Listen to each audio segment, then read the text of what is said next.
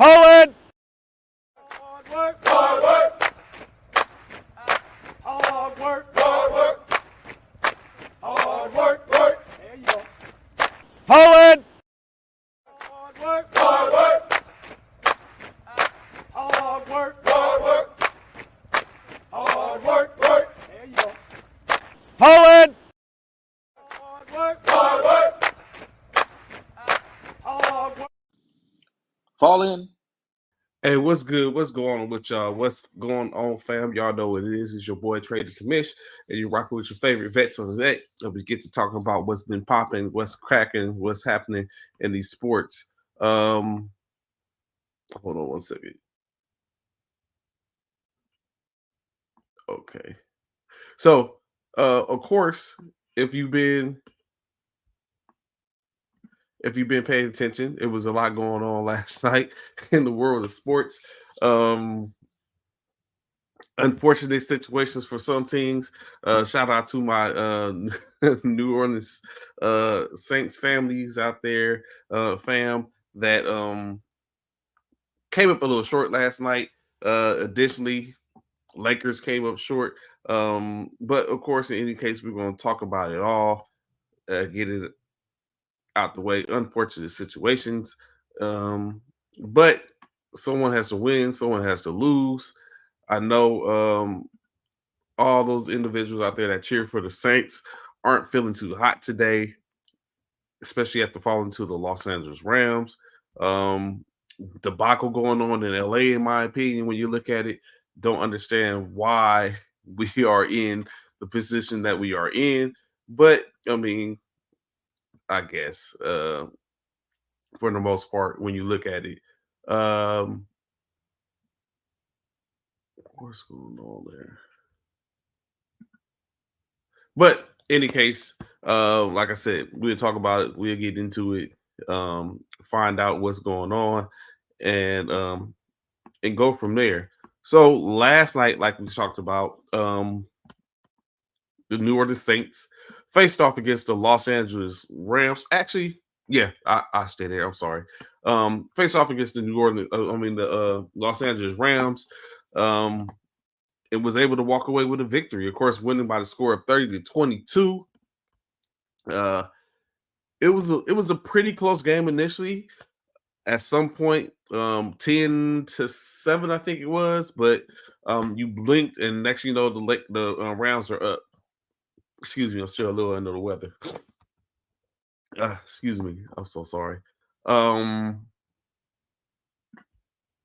in the game, the game in which we're discussing, the Rams, correction, let me flip it. The Saints basically were at the helm. Derek Carr, 27, for 40 yards, 27 completions from 40 attempts, 319 yards, 3 touchdowns, 1 interception. He was sacked twice, lost to 15 yards. It's looking very dismal, especially when it comes to the rushing. We all figured that once Alvin Kamara would come back, we would see a different team. He gets back there, cooking a little bit, but in-state is not working out. Alvin Kamara, 9 carries for 19 yards. Jamal Williams is back, was 2 for 28. Rashid Shaheed got one himself for 4 yards, and Derek Carr rushed for 2 yards himself.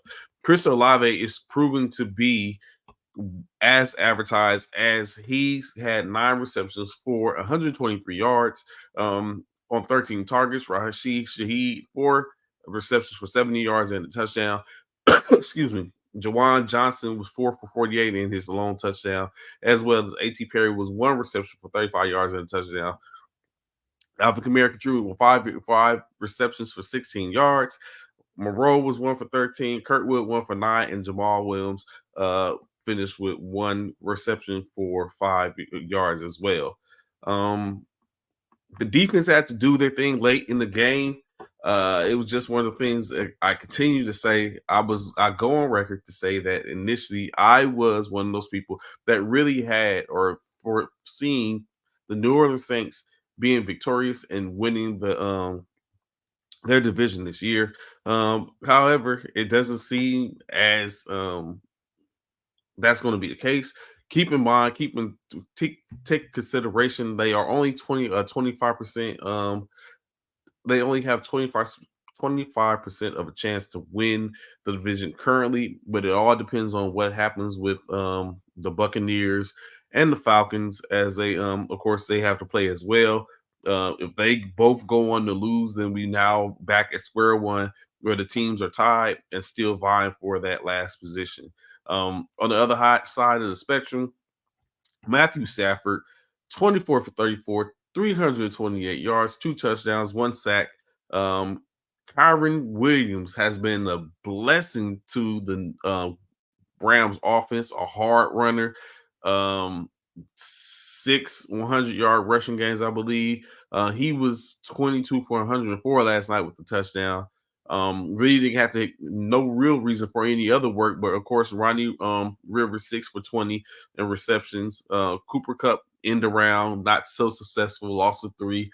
Stafford lost of 4, and of course, Puka Nacua two rushes for 16 yards. I was coming in late from work, so I did catch the last rush in which he should have been um, tackled for a loss, but actually kind of like deflected the tackler, spun around, got around the corner, picked up additional 3 or 4 yards, and then kind of like capped his night, of course, as he was really hot, scorching, hot stepping last night. Puka Nacua led all receivers for the Los Angeles Rams. Basically, 9 receptions on 11 targets, 164 yards, 1 touchdown. Demarcus Robinson contributed with 6 receptions himself on 6 targets, 82 yards in the touchdown. Cooper Kupp short of the end zone this contest, but did get 6 receiving yards with 6 receptions for 52 yards.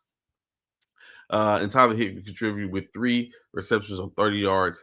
And basically it put the Rams in the driver's seat. Currently 8-7 on the year. Second in the NFC West is looking right currently, which actually looks like they're revved and going to be the 7th seed, possibly. That's where they sit right now. Of course, we're going to continue to watch, see how that goes. Right now, I guess you could say a high spot is Puka Nacua is currently a front runner for Offensive Player of the Year. I myself have been saying that this is probably going to be his award to lose since about week 3. He's currently sitting at 1,300 yards receiving on 96 receptions.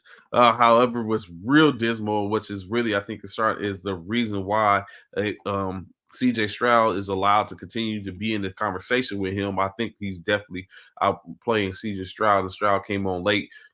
It doesn't help that Stroud is missing games, but Nacua is only I think 5 touchdowns on the year.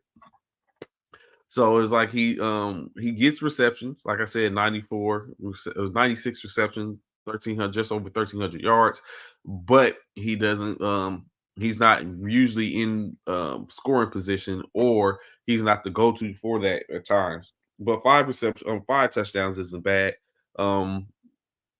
He's also up to break what is a 63-year standing record in the rookie offensive rookie or rookie receiver receiving yards record, which he only needs about 150 yards to break to surpass that record. 2 games left. You look down, break it down to a game of inches or a game of averages. That's only 75 yards a game.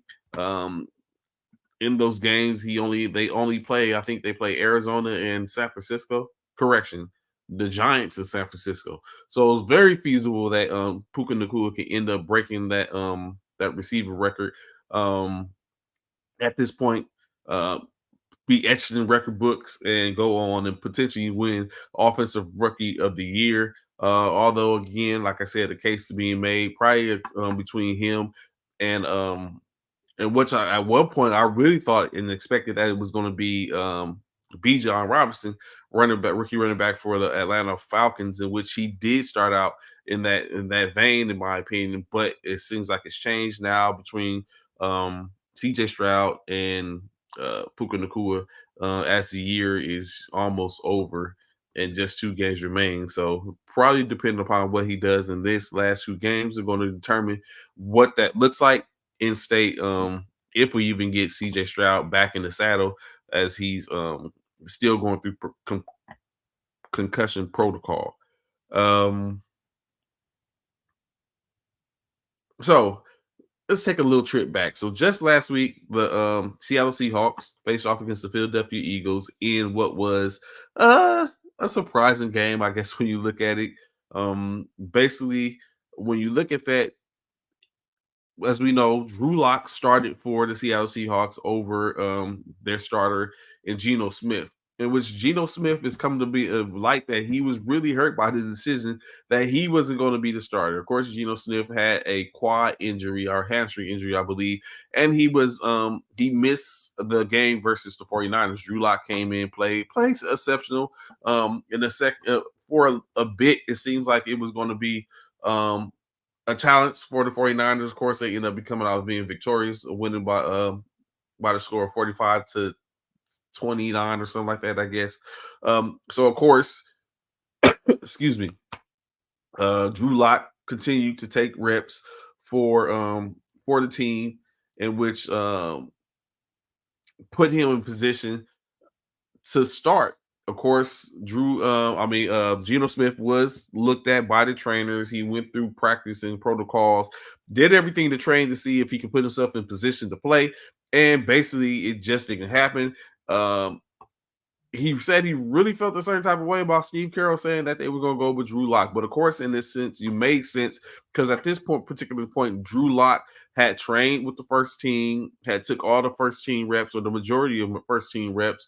And it was just a recommendation by the medical and training staff that it's probably better to sit out Smith for another game. However, he was able to be listed as the backup quarterback. So if something had went wrong with Drew, he was able to be played as a backup quarterback, but he had to sit it out. So now, expectantly, the Seahawks will have Geno Smith back under center this coming week, so he can take back over his starting quarterback role.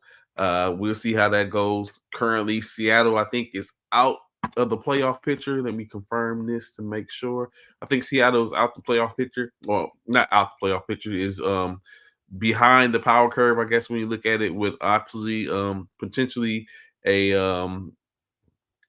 53% chance of getting to the playoffs, which isn't bad. I mean, it's still a possibility. You have other teams that's vying for the position. Currently, like you said before earlier, the New Orleans Saints sit with a 24% chance. Green Bay Packers, depending on what they're doing, currently at a 20% chance. So with 7 opportunities open, Seattle and Los Angeles could be one of 4 teams from the NFC West that get into the playoffs and be in play. Currently, the Falcons and the Buccaneers are correction. Currently, the Buccaneers sit 69% chance of getting in, pending their what happens. Like I said, it's still an opportunity for any one of them to make it from the NFC South. Falcons, if the Falcons win, Buccaneers lose, and we already see that the New Orleans Saints has lost, that puts it back at a 3-way tie, in which we might be seeing it fights down to the wire, just like last year. Although the Buccaneers are currently a 4th seed, 12% 4th seed, in which that's basically, unless they just went on the winning tangent and all the other teams lose, that's basically where you're at right now. So we'll see how that all pans out. To see where all the chips start to fall. But going back in, like I said, the Buccaneers 69% chance of getting in. Rams at a 78% chance. Seahawks 53%. So we'll see how it comes out, how it all plays out this weekend. Of course, going over what we have for the upcoming week 16, just 2 weeks now before the end of the season, and we get into the playoff season. Saturday night football going down tomorrow night. 2 games, of course, scheduled: the Bengals and the Steelers, as well as Bills and the Chargers. We'll see how that plays out. What's good? What's going on, Coach? How you doing this morning? What's up with it? What's up with it? Nothing much, bro. Nothing much. You got it. You got it. What you think of the game last night, man? The NFL game. I'm sorry.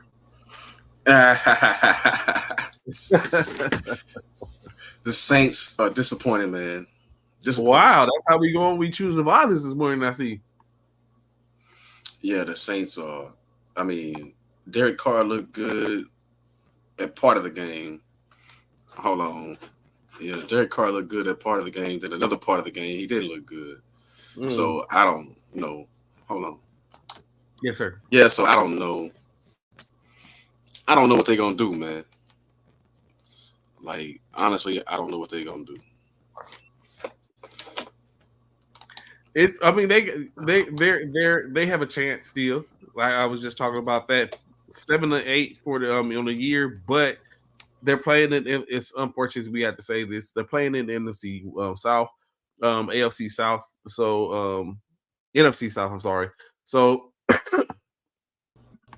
playing in NFC South, I mean, it affords them certain opportunities. So we're going to basically see how that ends up panning out. I still don't. It's unfortunate. It's just an unfortunate situation. Carr, you think it's offense? What do you think is the problem in New Orleans? It's everything. It's everything.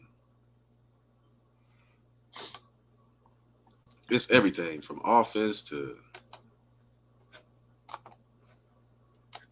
coaching. The Carr isn't who he thought he was. It's everything. Like I said, 2 more games coming on tomorrow, Saturday.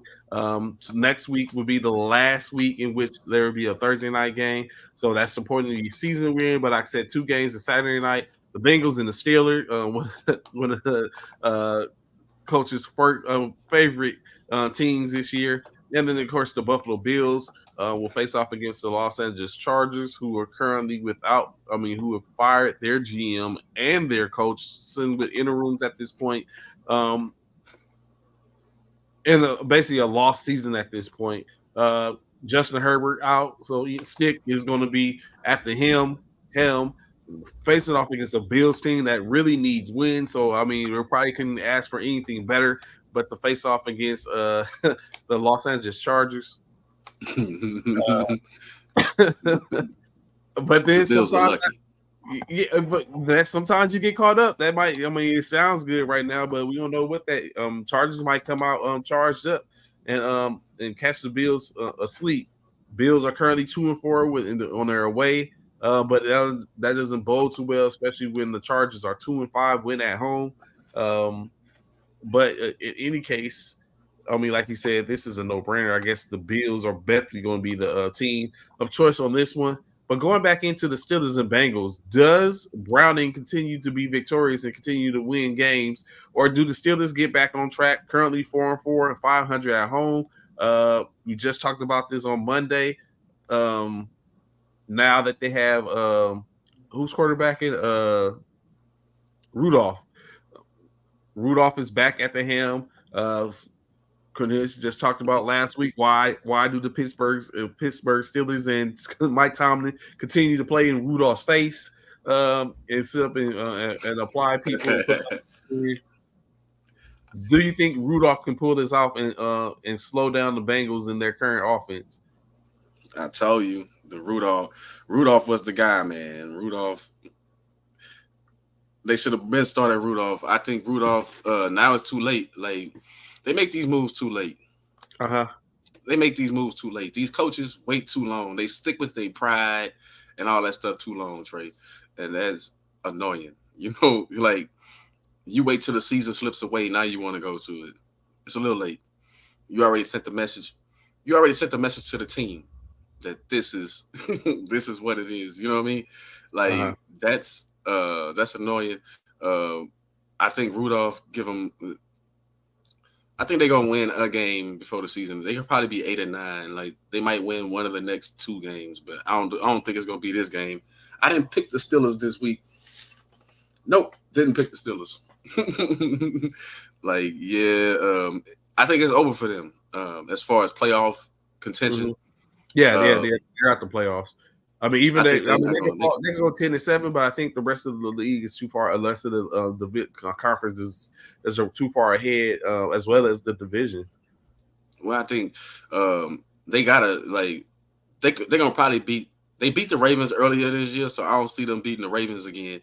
But that's probably the only I don't think they have a shot no more because, like I said, Tom too stubborn, man. He waited too long to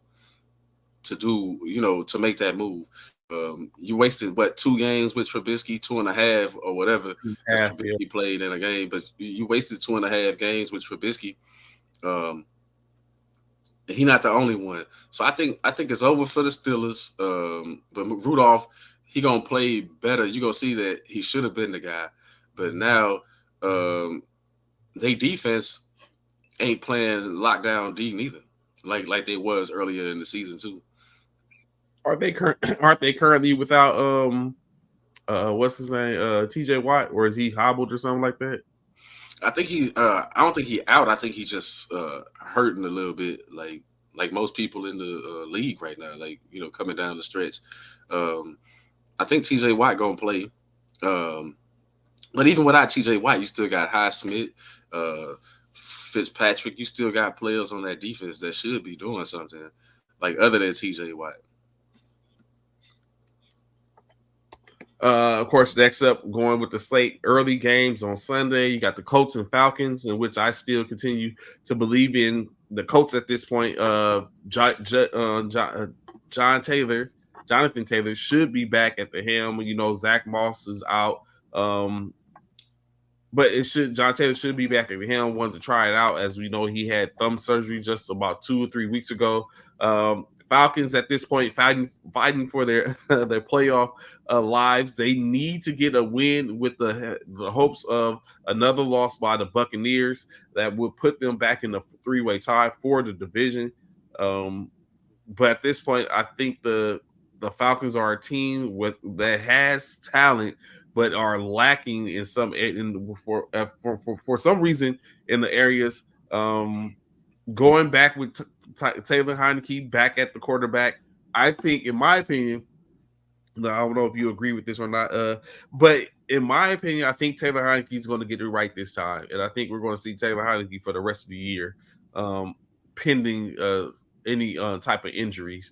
And I think it's the same way he did in Washington. In Washington, he got the start. He kind of messed up, but when he came back, he was productive.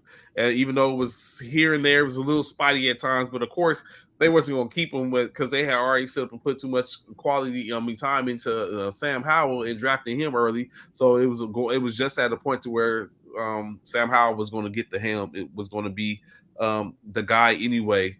So that was just a matter of time. Yeah, it's over for the Falcons. They the whole NFC South is, man, it's probably the team that win that probably gonna have a losing record again. 2 years in a row, that division gonna probably have a losing record. They sitting at 6-8. I think the Buccaneers in control now since the Saints 7-8 or whatever. Buccaneers 7-7. That's not gonna last long. Really, so they still got a chance. Unfortunately, they got a chance because that whole division is sorry. Next up, Seattle, as we just talked about. Next up, Seattle Seattle and the Titans. I'm out of this. DeAndre Hopkins. Why did DeAndre Hopkins go to Tennessee to begin with? Money, man. Money, man. The team that paid him the most money, man. I remember he talked about maybe going to New England, but you see how that would have turned out. So I think he made the better choice of the teams that he was choosing out of. The team, but he went to the team that paid him the most money. I don't think it was about winning. I mean, well, he played for the Cardinals, so it wasn't about winning. So, it was definitely about the bag. So he went where he needed to go. Good morning. But that's where he went. But I'm going with Seattle. I picked Seattle in that game, even though they got a backup quarterback. We know Tennessee got a backup quarterback too, but I picked them just because I think Seattle trying to make the playoffs. The Titans already out of the picture. They already lost 9 games. Sad season for them. After they should have been up there fighting with Jacksonville, but instead it's the other 3 teams. Like give credit to the other 3 teams in the AFC South. Like they all came out to play except Tennessee. Like I think Derrick Henry is not the same, and they haven't figured out a way to transition from him. You think it's about time that Derrick finally moves on and go finds another, see if he's there's greener pastures on another squad, or you think he's going to be a Titan for life and he's going to end up in his season there diminishing and digressing in his career? Well, I think it's done. I think Derrick Henry's done. Like running backs, when he going into his 7th year or something, like or 8th year or something, like whatever, 6 to 8 years is what running backs got. Like, so I think it's pretty much over. No matter where he goes, he's gonna be like an Ezekiel Elliott. Like he'll be a good short yardage running back. What was his name? Garrett Blunt type running back. Yeah, like and every now and then he can break some tackles here. The way the league tackles is going to help Derrick Henry out, so he might get another year. The way the league tackles, but other than that, he done for. Like I don't see him being a major player, and Tennessee just haven't found a way to transition. Tennessee hasn't found a way to transition from him, nor Tannehill. Like they seem to be loyal to a fault. I mean, you got to think about it. This like Tyjae Spears, I think is going to help with the transition because Tyjae isn't that bad. Of course, Tannehill. We know at the time Tannehill's time is over. I know you believe in Will. I just don't know. But I guess, that's where they are right now. They're not going to play Malik Willis. I don't think they bring Tannehill back in there, especially after spending a second round draft pick on Malik. Actually, first round. I think it was first round. No, it was the second round. I know they spent the second round on Willis. I think it was a second round on Levis too. Like, yeah, they didn't, But I think Tennessee. I think as an organization they which is why I wore this hat right here, because Tennessee tried to show up Houston last week. They did. That was so disrespectful. Rocking the old Oilers jersey like we the original Houston, and then it backfired. They lost anyway. It's like if you go pull that move, win the game. You gotta win. You can walk off. You gotta win the game if you're gonna pull that move. Like we the original Houston. Get out of here. But they lost. Like, they not Vrabel. I think Vrabel a good coach. I just think he had a rough year this year, and they don't know how to. They need a GM that can get better personnel all the way around. They got a pretty good defense. Yeah, I'm about to say Ron Catherine. Ron just got there, so maybe it's maybe he can be successful with a full year under his belt to kind of like put things together. And it's like. If you're gonna have a run, and attack, you gotta have the offensive line to support the run and attack. Like if you go run the ball and play action is gonna be your main source of passing for the most part, you gotta have an offensive line that can block, or else none of that stuff's gonna work. So Tennessee get an offensive line. they might have an opportunity now, and it's one of those things where.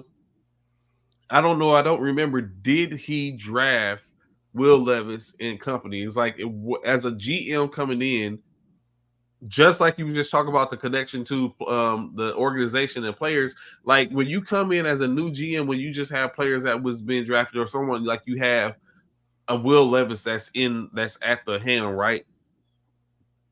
Is it unfair to Will Levis if Ryan McCarthy didn't draft him and decided and they're in position to get something different and want to go a different route? Is he wrong for that? Or you know what I'm saying? Like, ain't no such thing as wrong, man. It's a business. No such thing. You do what's right for the business. It's like, it's like if I don't get rid of you, they gonna get rid of me. So it's like, hey, excuse me. Did you see Carolina? You want to see a struggling business? Did you see Carolina? They were selling tickets for 45 cents. 45 cents, yeah. 45 cents. Sometimes that's just a ploy. I mean, now where it's that not a ploy. When that blows up in your face is when people don't put the ticket. But I mean, you got to take it because it's a lot of stuff packaged there, right? So if I sell to have an organization and I sell tickets for 45 cents, or even say first people free.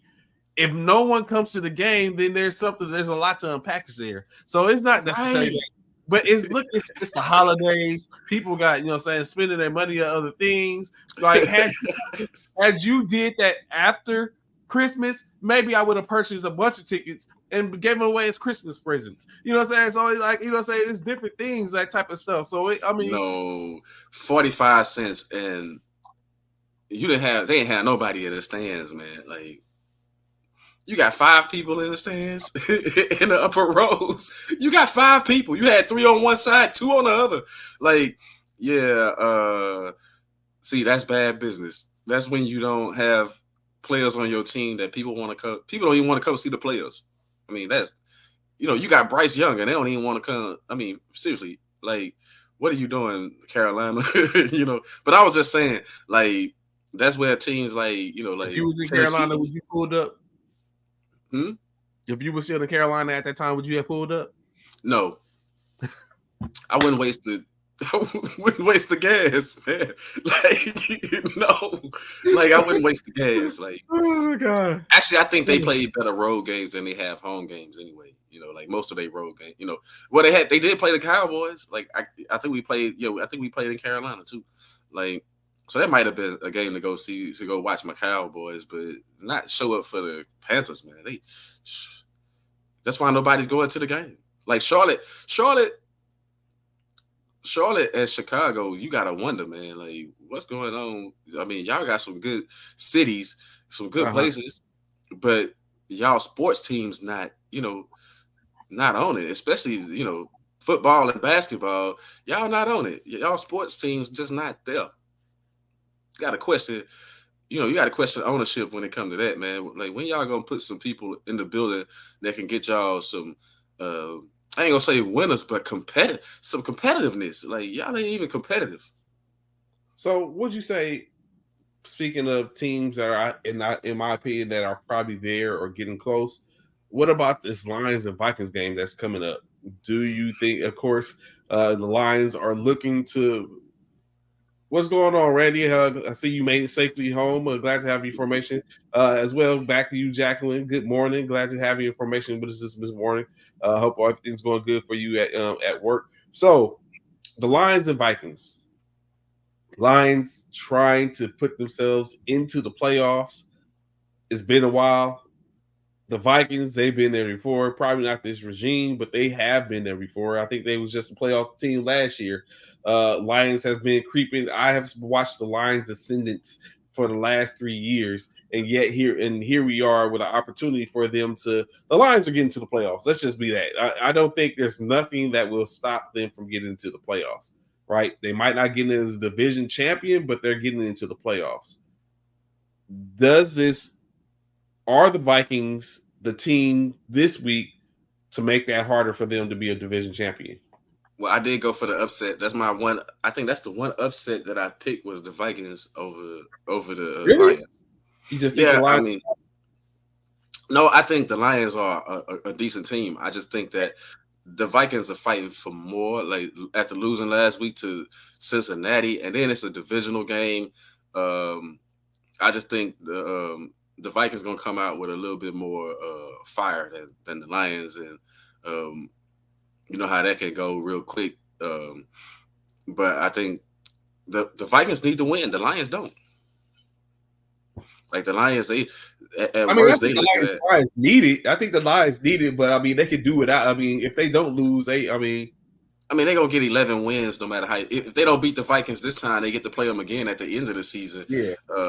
And they might beat. The Lions might beat the Cowboys because I'm feeling like the way we looking. I mean, I'm just saying. Like, I think we play them at home though, so yeah, that might be different. Yeah, but I'm just saying, like the way we be up and down, and now since we know that we clinched. I don't even think we carry, as a team. I'm just saying the Lions take that away. Y'all still can get a number 1 seed, so it's not too far. It's a possibility. If San Francisco wins, we good. We clinch the conference. But we earned the number 1 seed. But it comes at the hand of beating a angry, seemingly Baltimore Ravens squad, which we're gonna get to in a second.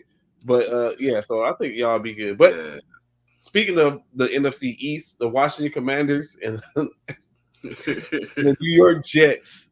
So my first thought, this is a toss-up because you don't ever know somebody else. I'm gonna steal somebody else's line. Like that's the toilet bowl right there. Like, let's both of them teams. Like I'm gonna steal somebody else's line. That's like for real.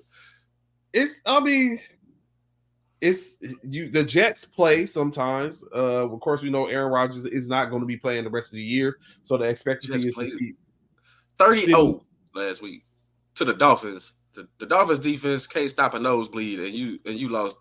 Then you just score no points. None. Well, you got to think they had Simeon that came in, hadn't taken any reps. So I mean, but it might be a little bit different now. I mean, I don't know. Sam Howell seems to always find a way to do something. It doesn't. He finds a way. He tends to find a way. Although he's my fantasy quarterback, and I did bench him. I just didn't trust it this week because you never know. The Jets' defense can be very problematic for teams, even though the offense isn't efficient. But the defense can put up some stops. So. But I think overall the Commanders, if I had to set up a split between the two, this is definitely one of those Thursday night type games. I would go with the Commanders. The aforementioned Commanders. 2 wins on the year, 3 more games left. The Panthers face off against I guess another team. When you look at it, the Packers get the Panthers at this point as they continue to fight for an opportunity.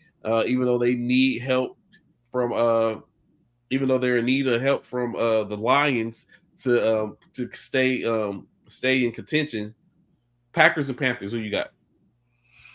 I took the Packers, even though I gave up on them winning anything, going anywhere. But I think the Packers gonna win that game. Look like the Panthers trying to pay back that pick to the Bears for real. Look like they just try. Well, they fired their coach. The Panthers fired their coach and all that stuff. But on the Packers side of thing, I'm disappointed in not Jordan Love himself, but Matt LaFleur, whatever their coach name is. Yeah, man. And then it wasn't even because it's not even Jordan Love lately that's been blowing the games. It's what kind of why you not a defensive coordinator's ear? Whoever your defensive coordinator is, man, do something different other than zone and stop the all-out blitzing. Stop the zero blitzing. Like you got a squad that can't blitz. Stop that. For real. Like high safety, man. Single high safety. Wow. I mean, this dude make it hard. Basically, make it hard for him. Like do something. I mean, it makes no sense that you can score points and then as soon as you score, the other teams just go right back up the field and score. I mean, you got to stop them. Like, that's been the Packers' problem lately. It hasn't been the player Jordan Love. It's been the defense. It's like, man, y'all getting drug out there all over the field. Like, stop it. Like, for real. Like, that's been the problem with Green Bay for years, too. Like, y'all never have a good defense. And I'm sick of hearing about how tough it is to play in Lambeau when they always get beat. How many times they got beat in a row in the playoffs up in Lambeau? How many times I'm sick of it. Talk about it's tough to play in Lambeau. It's not tough to play in Lambeau. That's funny you say that because I was just thinking about the Trojan Tundra, and then that made me think about the next game we were to talk about. and that's going to Soldier Field. You were there. You were there at one point. Yeah. What is it like being up in that environment at this time? It's expected to be 39 degrees or somewhere around that at that as the Cardinals go to town to play against the Bears. Bears currently have pulled off 5 games, 3-3 at home. Cardinals are 1-6 on the road. It doesn't look too good for the 3-11 Cardinals. But when you add that element, like it's probably going to be snowing there, right? Wind chill. Whew. Coming that off wind that cut your face, lake, right? Yeah, that Chicago wind that cut your face, like that makes a whole lot of difference. So you probably won't be able to kick a field goal go in one direction. Like it's probably gonna be one direction where kicking field goal is gonna be hard, throwing the ball, passing the ball gonna be hard. It just depends on what that wind chill is like. But really, yeah. But both of those teams, I think, just a little bit the Bears.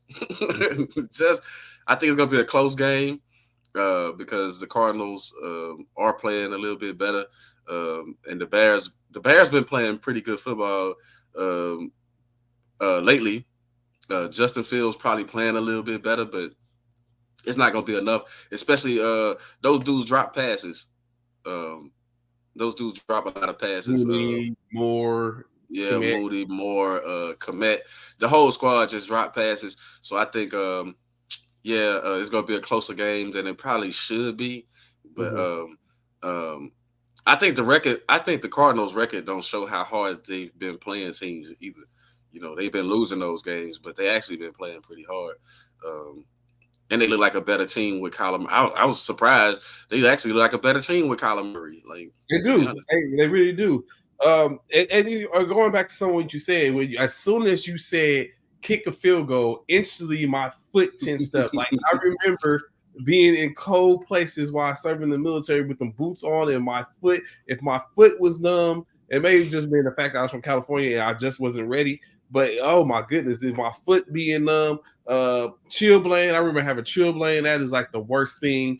It's oh my goodness to be in that type of temperatures. I don't know how you did it. You went through basic training there and made it through. So I don't know. I went to basic training in Oklahoma. So it snowed, but I don't think it had nothing on Chicago. I'm sure. It's like when it's like when it snows all the way in April, places that it snow, even up in Minneapolis where it's winter, like pretty much 8-9 months out of the year, where it's cold more than, summer is just real brief. Sunny days are real brief sometimes, but they always say you get used to it. You don't really get used to it. Your body does, but your body does adjust. Like my hands, they stay frozen. Like that's what I feel for the quarterbacks, trying to keep your hands warm when you're out there in the cold. If you saw the other night, Sunday night, what was it? Sunday night, Lamar Jackson kept going to the bench and putting that jacket on. Yeah, like in front of the heater. Yeah, I think that makes a difference. Every time he went to the sideline, even during a timeout, he had him throw the jacket over his shoulders. It gets cold. You got to keep your hands warm, and then with the snow, it's wet too. So you got to keep moving, or else that wet and cold, it changes things. Now you see why some of them dudes come out there like they invincible with the short sleeves. And then you see when you see a whole team do that, then they underperform. They trying to show off, and then the team performing because they cold, man. Like warm up, people, warm up for real. I would be it's like, NFL, they got heaters. I'd be like, dude, every time you tell me, I wouldn't watch the game. I couldn't even watch the game because I'd be bundled up under my jacket. Of course, the next one up, Jaguars and Buccaneers. The Buccaneers, I guess, catching fire late. But I mean, it's Baker Mayfield, so you expect there to be a drop off at some point. Jaguars aren't doing what we expected them to do. Trevor Lawrence, he was a little hobbled a couple of weeks ago, but he's still trying. Currently, they're trying to hold on and get to the finish line. Who you got in this one? I took the Jaguars, even though they've been losing and they've been struggling. I said they gotta this should be a good get right game for them. And it's amazing to me how how all these so-called experts and analysts and stuff, Trey, just all of a sudden jump on the whole Baker Mayfield thing, talking about, oh, he's playing great football. They 7-7. Your team is 7-7. Like, not, you had a couple of good games. I give you that, but your record is 7-7. Like I don't know but they saying that the Buccaneers are evidently playing some great football. I don't even know how that's possible at 7-7. Like, I think the Jaguars, they got to stop the skid. I think Peterson. I'm just basing this on. I think Peterson is a better coach. I think he'll get his team more right. If he can just get Trevor Lawrence to stop turning the darn ball over, they'll be all right. They play an all right defense. ATN, I think ATN is their version of Christian McCaffrey. When they choose to utilize him, he not as good as, I'm not saying he's as good as Christian McCaffrey, but he can do everything for that team when they use him in that capacity. So I think the Jags got the advantage because the Buccaneers defense struggles. I think they just old though. I think the defense is just old. When you look at it, I was just thinking, as you said, that I think the expectancy is that Mike Evans may not be a Buccaneer next year. What would that look like if Mike Evans was in the Cowboys uniform? I was just like gonna say, man. I hope Dallas. I hope Jerry Jones throw his hat in the ring for that. I mean, it'll look great. Like him and CeeDee Lamb. Then who's worried about in the slot? Yeah, because Gallup would be on his way out. Gallup would be the odd man out. So yeah, I think it'll be a good look for us. But I expect it depends on how much money he wants to, like what team he ends up going to overall. Do you think he's deserving of anything he asked for, regardless? Oh yeah, Super Bowl champion. Yeah, Super Bowl champion.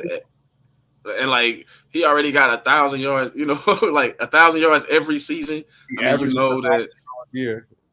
And then if you're an accurate quarterback, you can. Oh man, do you know the type of play and the type of plays he can make downfield? Like, I think he'll be valuable to any team that he goes to. But I would love to see him in a Cowboy uniform.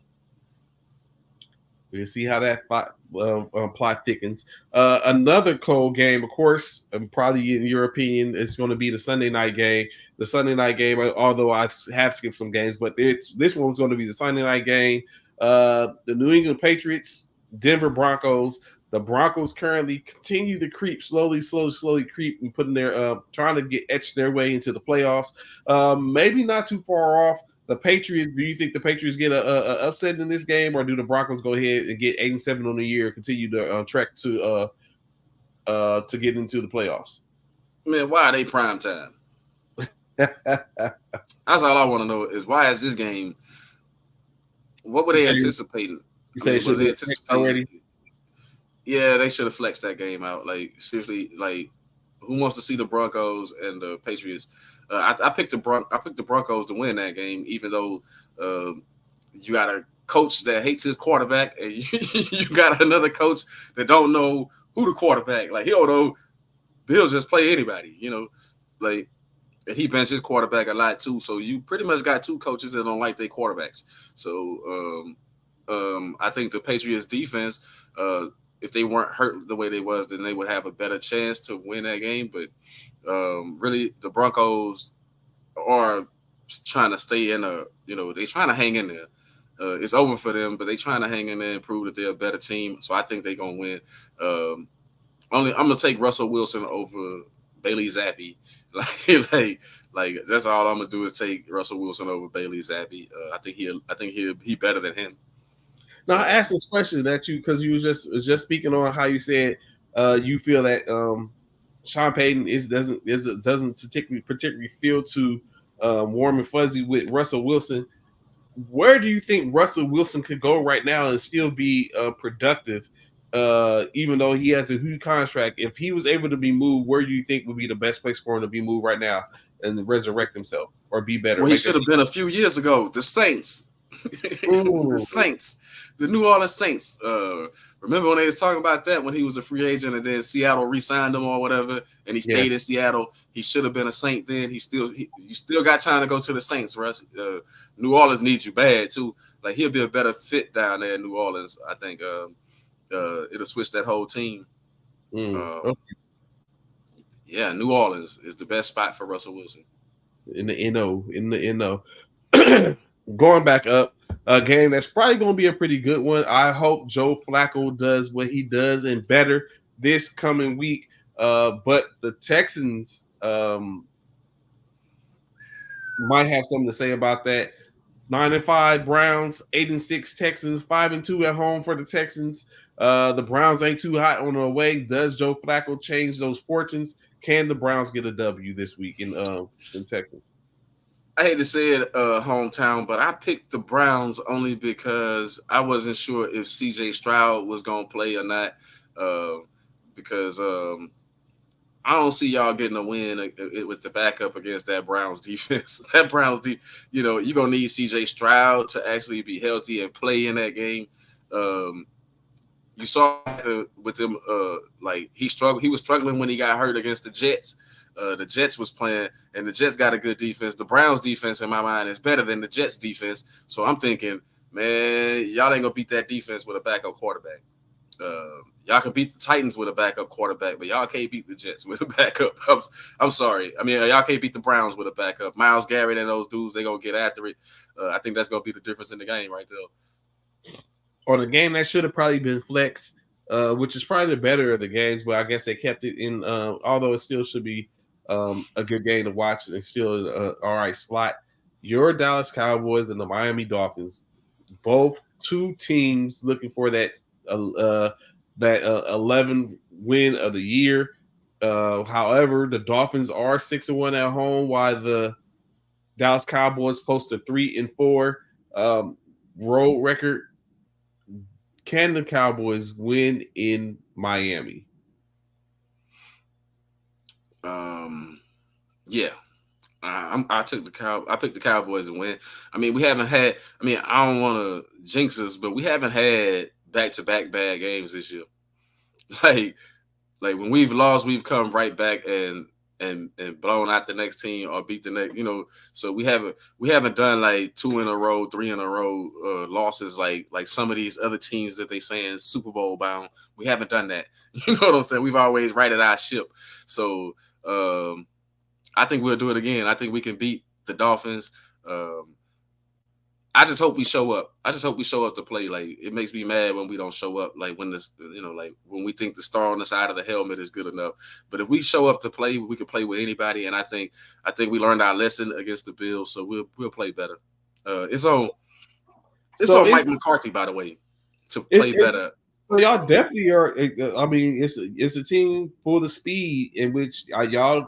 I don't think y'all currently have the type of players to keep up with the speed. But if your Micah Parsons finally does what you say he should have been doing to avoid to live up to his hype, if he puts pressure on Tua, then that's going to negate their speed most likely, unless they do dump off to Mossard and Chain.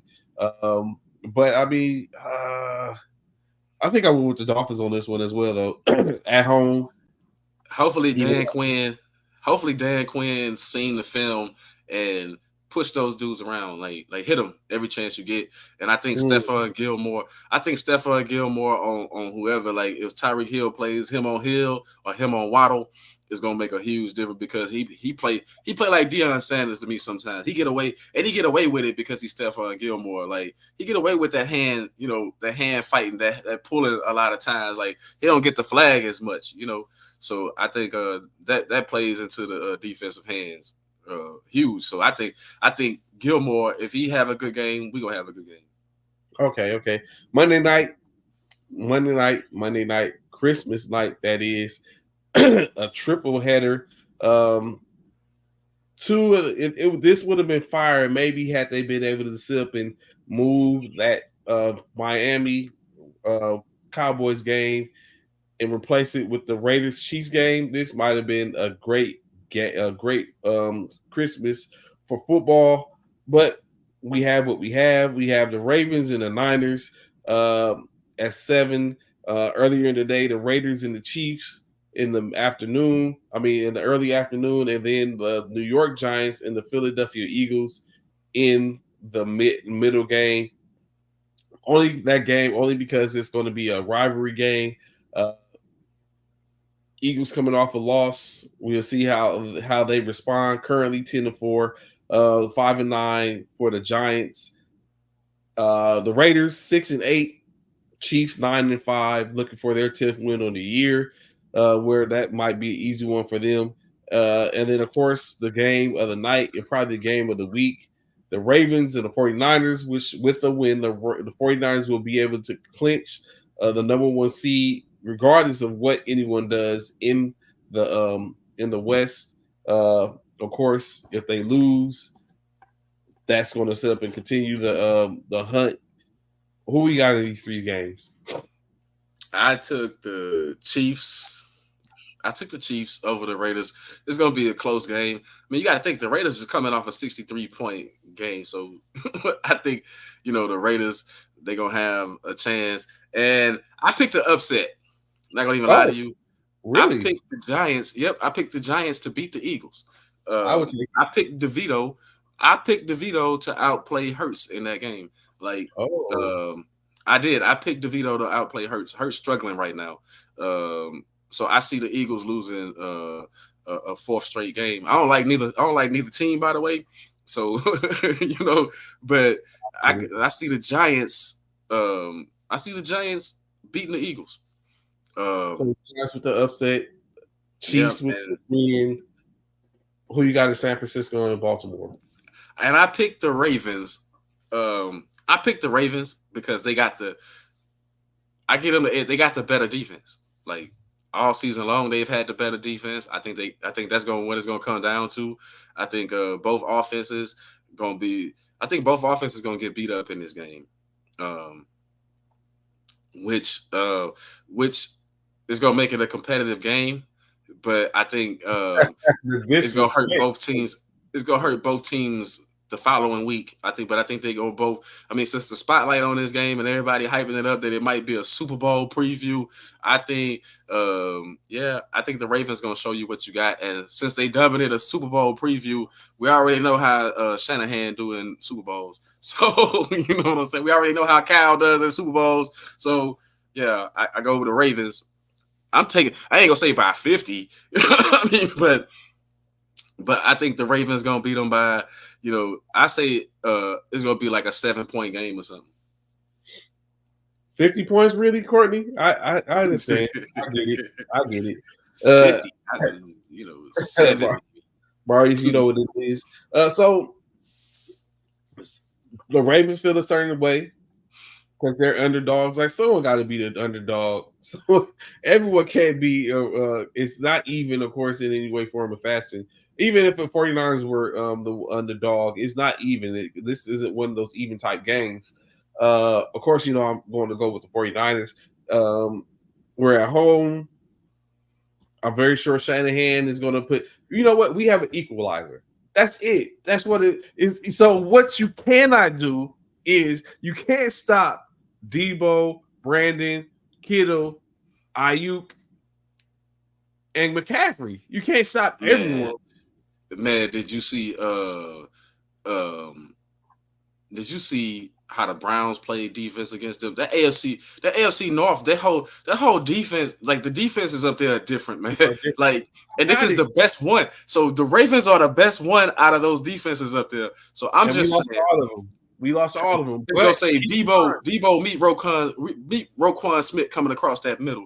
Meet Queen. You know what I'm saying? Meet Queen and those dudes, and then Kyle Hamilton or Ayuk or whoever he decides to hold. It's gonna make a huge difference, man. It's like one of the things. Like you are right. Like we have lost to every team out of that division. Yeah, that's all 3 of our losses come to every team out of that division. But we're not going to get a 4th loss to the team that's left for us to play in that division.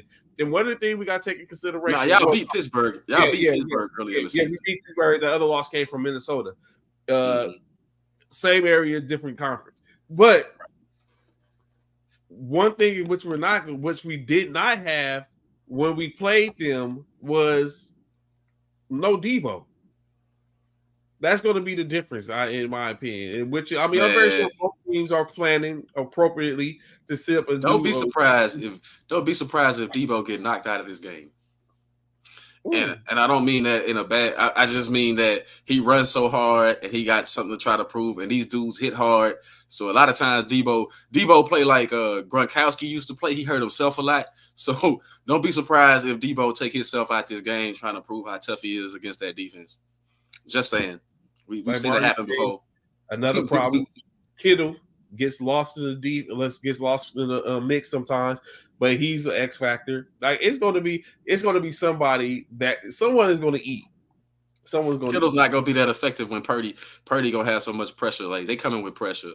Y'all got one good offensive lineman, and he can only block. He can't block the whole. He can't block the whole Raven squad. You know what I'm saying? No, there's two. Feliciano has a 98% protection rate. So overrated. Overrated.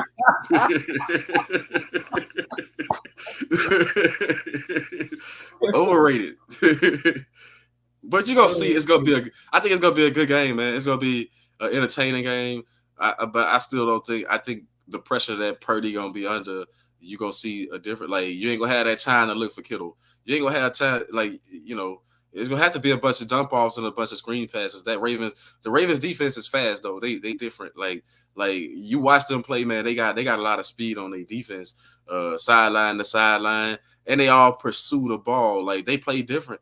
Like I don't think the 49ers have played a defense where the Browns was close, but I don't think they played a defense like this where everybody get after you 1 through 11 on that defensive side of the ball, coming for the ball. Mm-hmm. So, I mean, like I said, it's going to be one of those things. Of course, like I said, I'm going to go. I usually go. I mean, even though they're my squad, if I felt like they wasn't going to be productive, I would sit up and go with them. Morning, Dale. Glad to have you with us this morning. But if it was one of those things, I feel very confident that they can take care of business, and we can sit up and set this off right and get the victory. So. I'm saying with San Francisco as well on this one. The Niners are a Ferrari with a spare tire and no depth. We have plenty of depth. Don't have no depth. No, y'all don't. We got depth. We got depth. Yeah. We got depth. Y'all don't have no depth at wide receiver. Y'all talk Debo and Ayuk all the time. That's it. Like that's all y'all talk. Y'all have no depth. Everybody say y'all got a good offense. Who's McCaffrey backup? Like it's who's that guy? Exactly. It's it's Elijah. He's out when the Elijah to is Mason. It's Mason, that says it all right. And then y'all heard it right there, ladies and gentlemen. Y'all heard it right there. We got Christian McCaffrey's backup is We got Ray back up, Juwan Jennings in the receiving core. So yeah, we got people that ain't getting no burn because we're high powered at this point. Let's go back to that game last night. The Rams have more weapons on as far more depth at wide receiver than y'all ever have. Because they run a three. They run a 3 wide receiver set. Which I was disappointed in Matthew Stafford early on in that game. Well, I keep using disappointed, but I was mad. I was mad because he kept forcing the ball to Cooper Kupp, right? And that's true too. Mitchell with the 2 yards of carry. But did you see?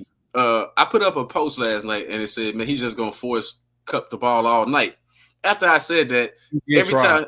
Did you notice that every time he threw it to somebody else, they had positive yards though? Like every time he threw it to Nakua, every time he threw it to the other receivers on the squad, they was making plays. I was like, man, why are you trying to force it to Kupp so much? Like he wants Kupp to be that star, Matthew Stafford, for some reason. Can you finally get on the wagon with me? Nakua is the offensive player of the year.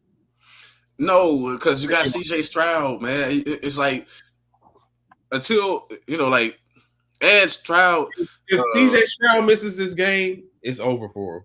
if he misses the game, but these dudes are 8-7. Like CJ Stroud teams is 8-6 or whatever, man. They got a chance to make the playoffs. Like the Rams hanging around. Don't get me wrong, but I'm saying like what if CJ Stroud somehow if he played and somehow Houston makes the playoffs, man, you got to say he the rookie of the year. He the offensive player. You know, it's gonna be CJ Stroud as far as whatever rookies happen. You know what I'm saying? Puka Nacua is 150 yards for breaking a 63-year-old record set back in the day for offensive rookies, offensive wide receivers. He's going to be, I think, if he breaks that record, he's going to end up as well as he's only 4 receptions away from being a 100 reception receiver. He's already broken the 1,000-yard mark for receivers. I think it's clearly he. I think he is without to lose. But I think it's about winning too. So I think that's why I say Stroud. Yeah, I think it's about winning. I think when you reward winning more so than you do anything. I mean, that's why I think Stafford is a poor man's Brock Purdy.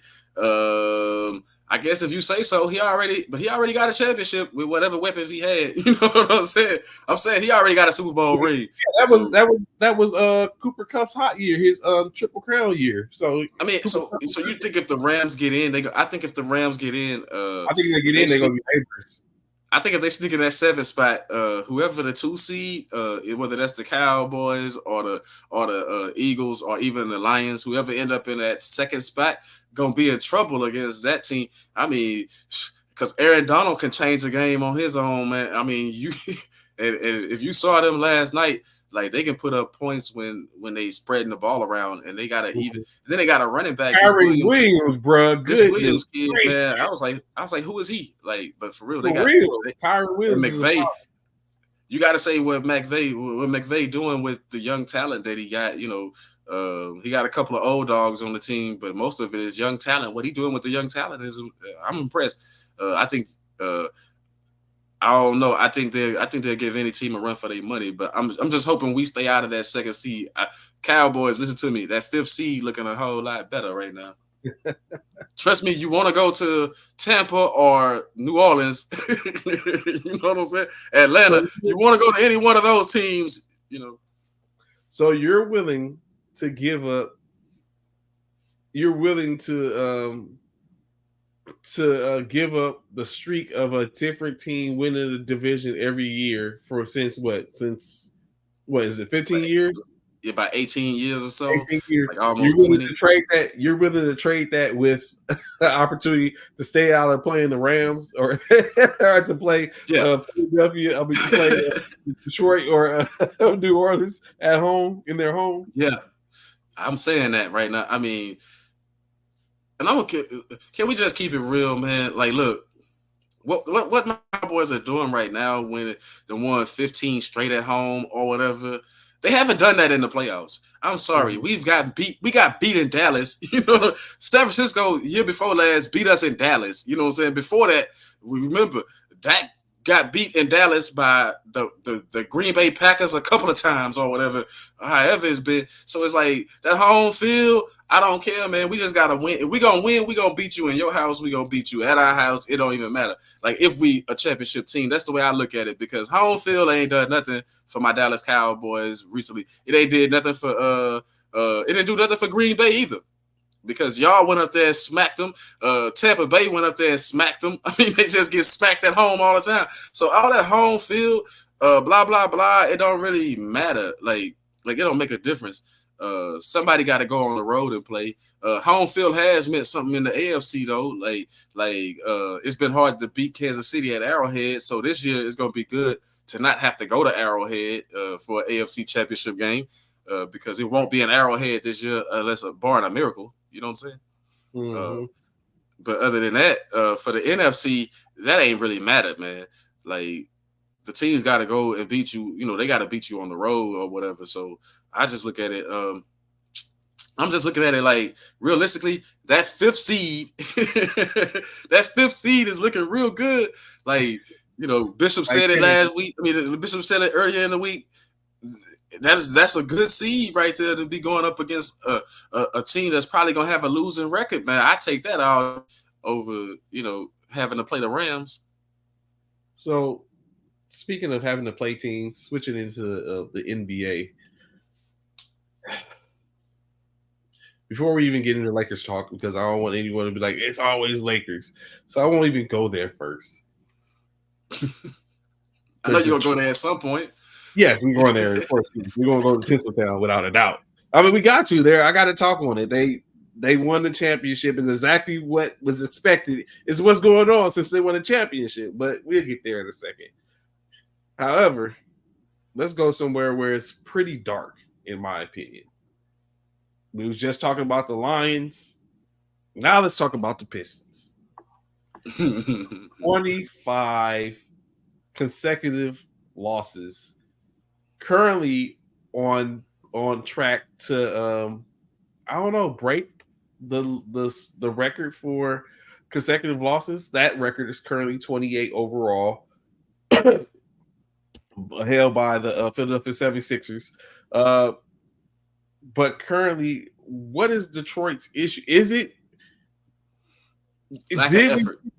Is it lack of effort? Because I'm about to say, like, we gotta take in consideration their coach was tossed out of Phoenix and Monty Williams, and he was hired by Detroit. Like, did Phoenix know something that we didn't know? That's why they set up and released Monty, or like you said, is it lack of effort from the young? The word came down. The word, Monty already got the word, man. This year don't matter, man. I don't like that. Like, anyway, right? But the word that came down, man, you don't worry about this season, man.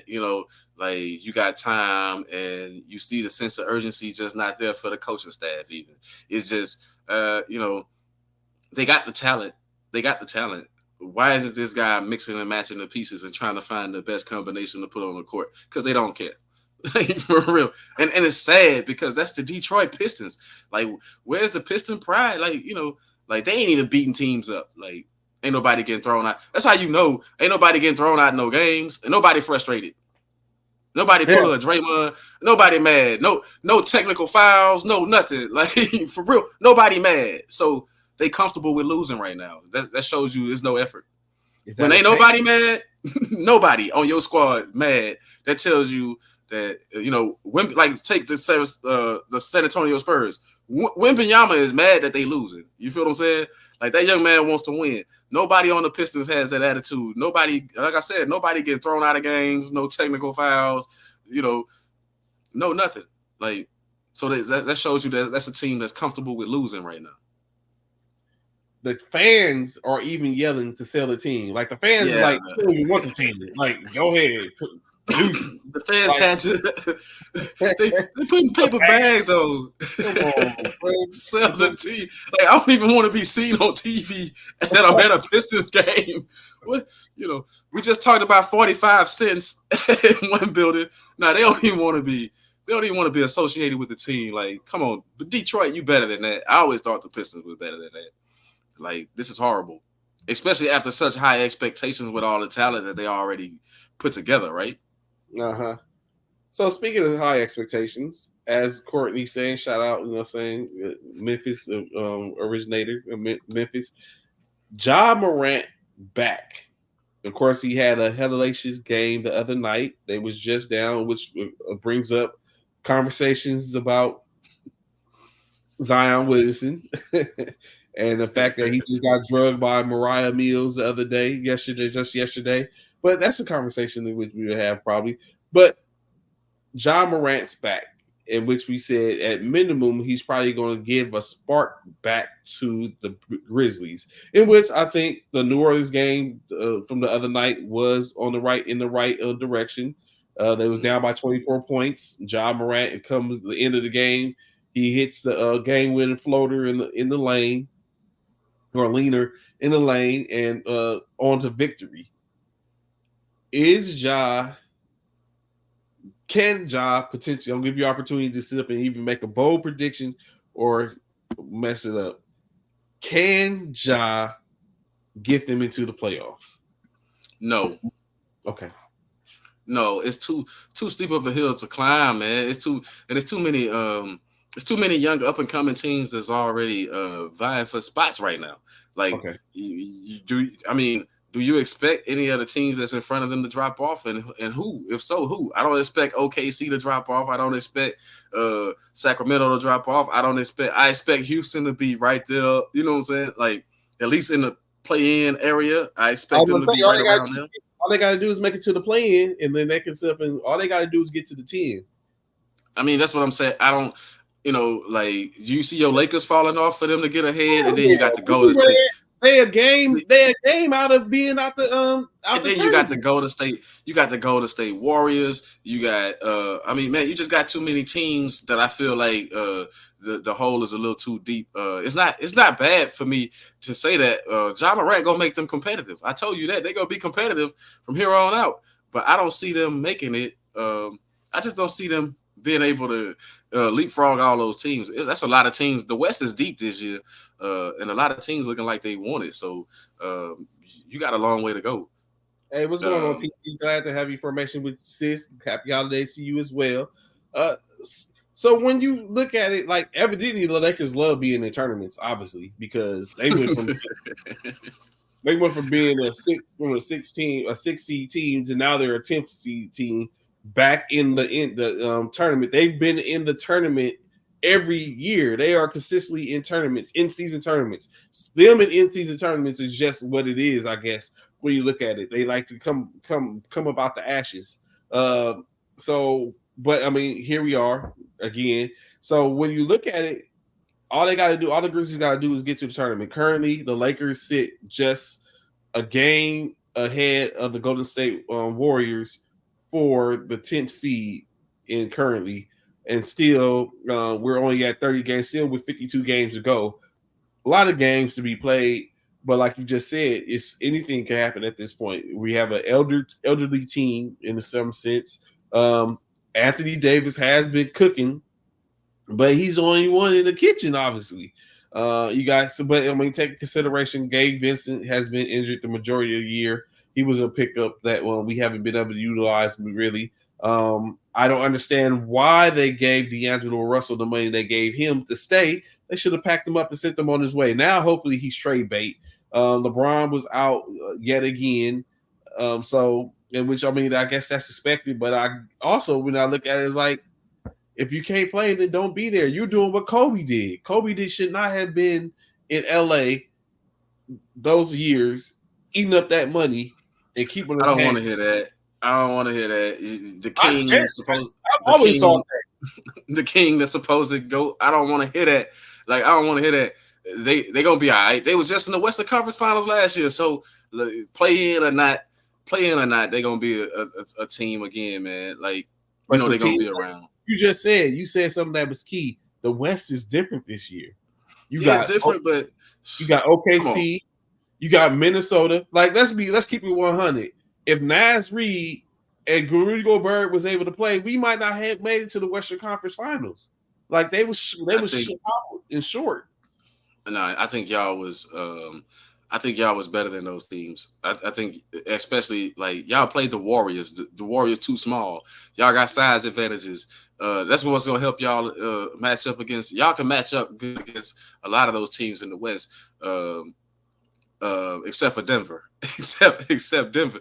Other than that, y'all can match up with a lot of. I mean, the Kings might be a little bit faster than y'all, but overall, in a 7-game series, y'all can match that up. And we all know that. We know the 7-game series goes towards the teams with experience, man.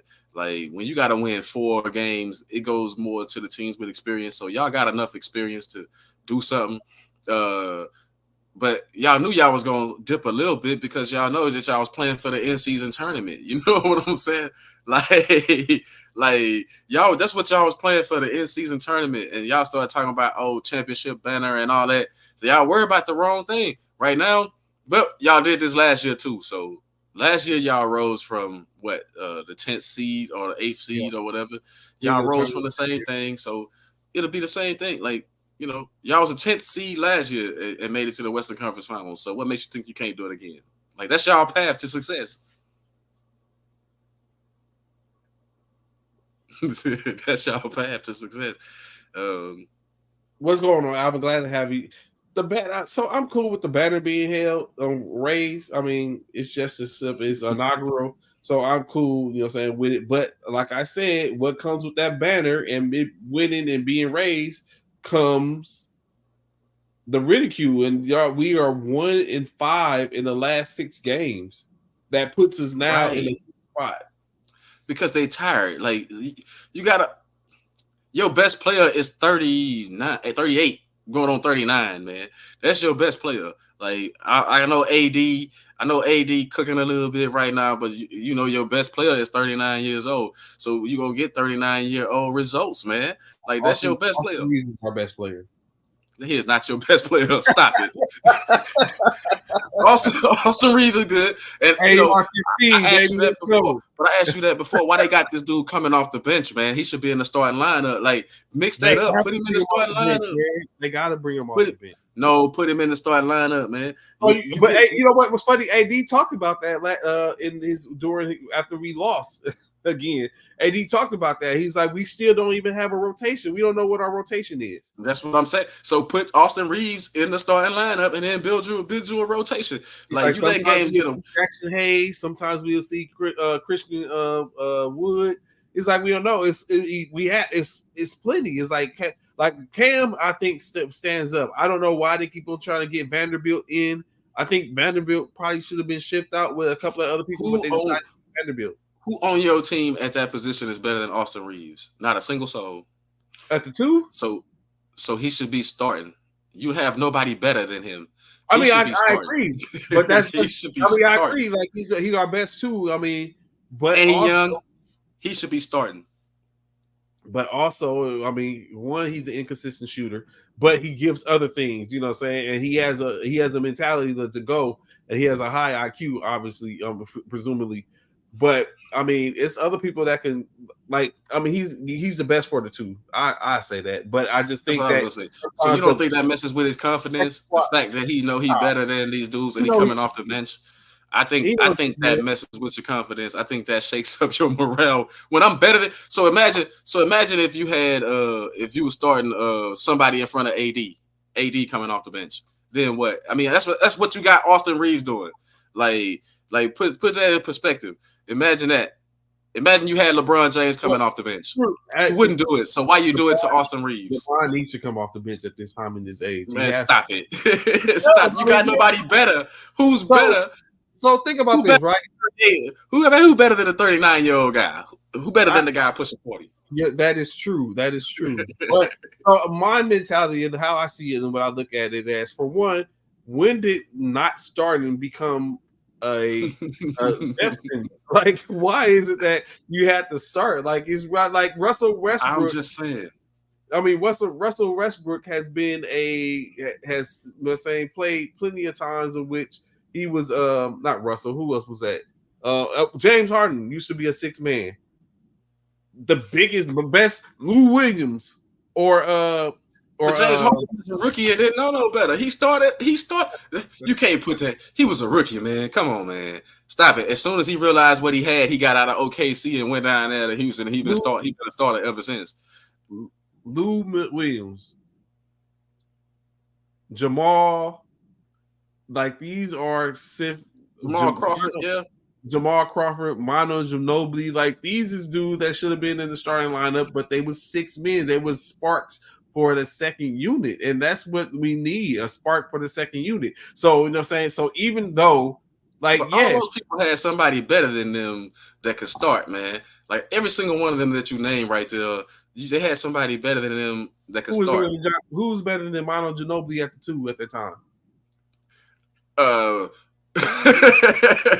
trying to think, but then they use like Bruce Bowens and them dudes. They use a combination of dudes, right? Like because Manu played between the 2 and 3, so they used Bruce Bowen. They needed Bruce Bowen's defense, like they needed his defense more than they needed Manu scoring in some of those games. Like the Spurs was built off defense more so than they was built off offense. That's why they played in some of the lowest scoring games you ever want to see, 75 to 77. You know, the scores they was playing in the 80s and stuff. It was about defense. It wasn't about scoring like it is right now. Right now, you need as much scoring as you can get. I mean, the scores right now is 100. You got to average like 115 points to win a game in the NBA right now. So it's like, why not have your scorers on the court right now? Like, like we'll play defense in the fourth quarter when we need a stop. But right now, I need these points. These points. I mean, it's the truth. Like, that's the way you see. That's the way the league is right now. These dudes, they dropped 145, 150 points. You see the scores on these games? Like do you see these games? And they winning like 150 to 120. Like, remember when 120 was an easy win for you? That you would be to blow out the other team. Now it's not an easy win, Trey. So you gotta try to get as many points. And Austin Reeves gives you the best chance to get those points. So I don't understand what Ham is doing. Why he waiting to hold that off? Man, you gotta go for it at this point. That's basically what AD said last night. He said exactly what you just said, and without saying it. Like, I don't understand what we're doing.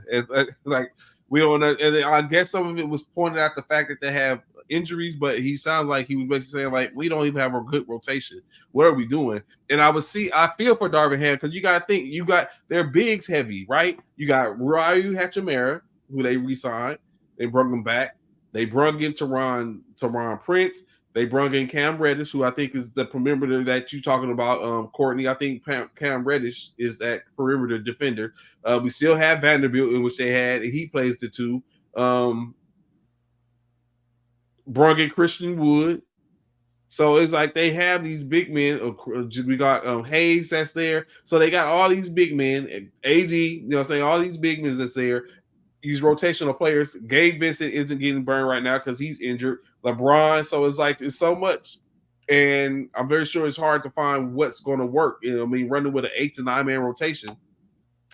Austin Reeves is almost irreplaceable at this point because, like you just said, unless you go with a certain type of, but he gives a certain mystique to a team once he's in the lineup. I get it. I understand that. And then, but like I said, I don't understand why D'Angelo's there still. Like, yeah, let's send D'Angelo back, and I keep on talking about see who would be a better replacement for D'Angelo Russell. Like, who would you replace him with? Like, at this point, I'd take Jordan Clarkson. I'd take Jordan Clarkson, bring him back to LA. I like Clarkson at times, but man, like everywhere he's been, he'll shoot you in a game and shoot you out of a game. He like Trae Young to me. Like, he jack up too many shots sometimes, and he think he, and he kind of arrogant with it too. Like, for real, yeah. I think he think he is better than what he is actually. You know what I'm saying? I think he overhype himself. That Clarkson. I don't know if it'll work with a guy like LeBron, unless I don't think it'll work with a guy like LeBron. Some of these dudes, man, they care about themselves more than they care about winning, and I don't think, you know what I'm saying, I don't think Clarkson, I don't think he'll be that guy for y'all. I think y'all, you know what I'm saying, y'all probably should have been the ones that was in the running for old Chris Paul behind. Y'all probably should have had Chris Paul, like, to be honest. Somebody that can shoot mid-range, somebody that can move the ball, like with AD, like somebody that can get AD easy buckets. Like LeBron do a good job of getting them easy buckets here and there, but somebody that can get them easy buckets consistently. And you know what I'm saying? I think Chris Paul would have helped y'all out more so than you see. He ain't doing that for Golden State, but I think it's the construction of the teams. But y'all got a better team. It's like, look at what happened look at what's going on in the East with Maxey and Joel Embiid. Who expected that to be like a match made in heaven the way it is? Not only that, Embiid playing like 35 points. He might be MVP second year in a row. Clear cut MVP at that. I think that's what I'm saying. I think Embiid sending a message, but is he gonna send that message in the playoffs though? That's the question. My question always been of Embiid, man, when you go step it up in the playoffs? Like I might need to drop 35, 40 in the playoffs, in a playoff game, in a situation, and not rely on your other teammates. I might need you to put, and he haven't shown that he'll do that yet, you know. But now maybe he gonna do it this year. Maybe he'll give you some of those games that you've been looking for, you know, like all the other ones that that won championships recently or whatever, or made it to the championship recently. You know, maybe he'll put his name up there with the Jason Tatums and the Giannis Antetokounmpos and stuff like that, man. You know, the Jimmy Butlers. Maybe he'll give you some of those games now. I hope so, because he's been a clown in my book. That's why I call him a clown. It's like, man, you know what? He stay even killed. And what you think about Phoenix? You know, I saw somebody post. I want to say is your friend Jay Ness or something. He said you wake up in the morning and you the Suns GM. What do you do? What about them? You know, what about Phoenix? It's unfortunate, bro. When you come down to it, like it's the fact of you come in with these high hopes, like we all knew and we all expected them to be in the runnings this year due to their big three. At one point it was big four, but their big three of Durant, Booker, who took on the helm of being a point guard, and Beal, and look, here we are. Beal is not like I think it's just the worst. So I think what's going to happen is Phoenix is going to get gobbled up in the West.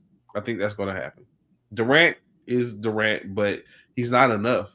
Booker is up and coming, but he's not enough. I was gonna say, how long we gonna say Booker up and coming, man? Ain't it just like his 8th year or something? Right. Well, I'm saying you think about it. He's. I mean, true that you're right, but it's like now he has to evolve. But like it's no different from what did we saw. We knew James was a shooting guard, just a problem at the shooting guard position.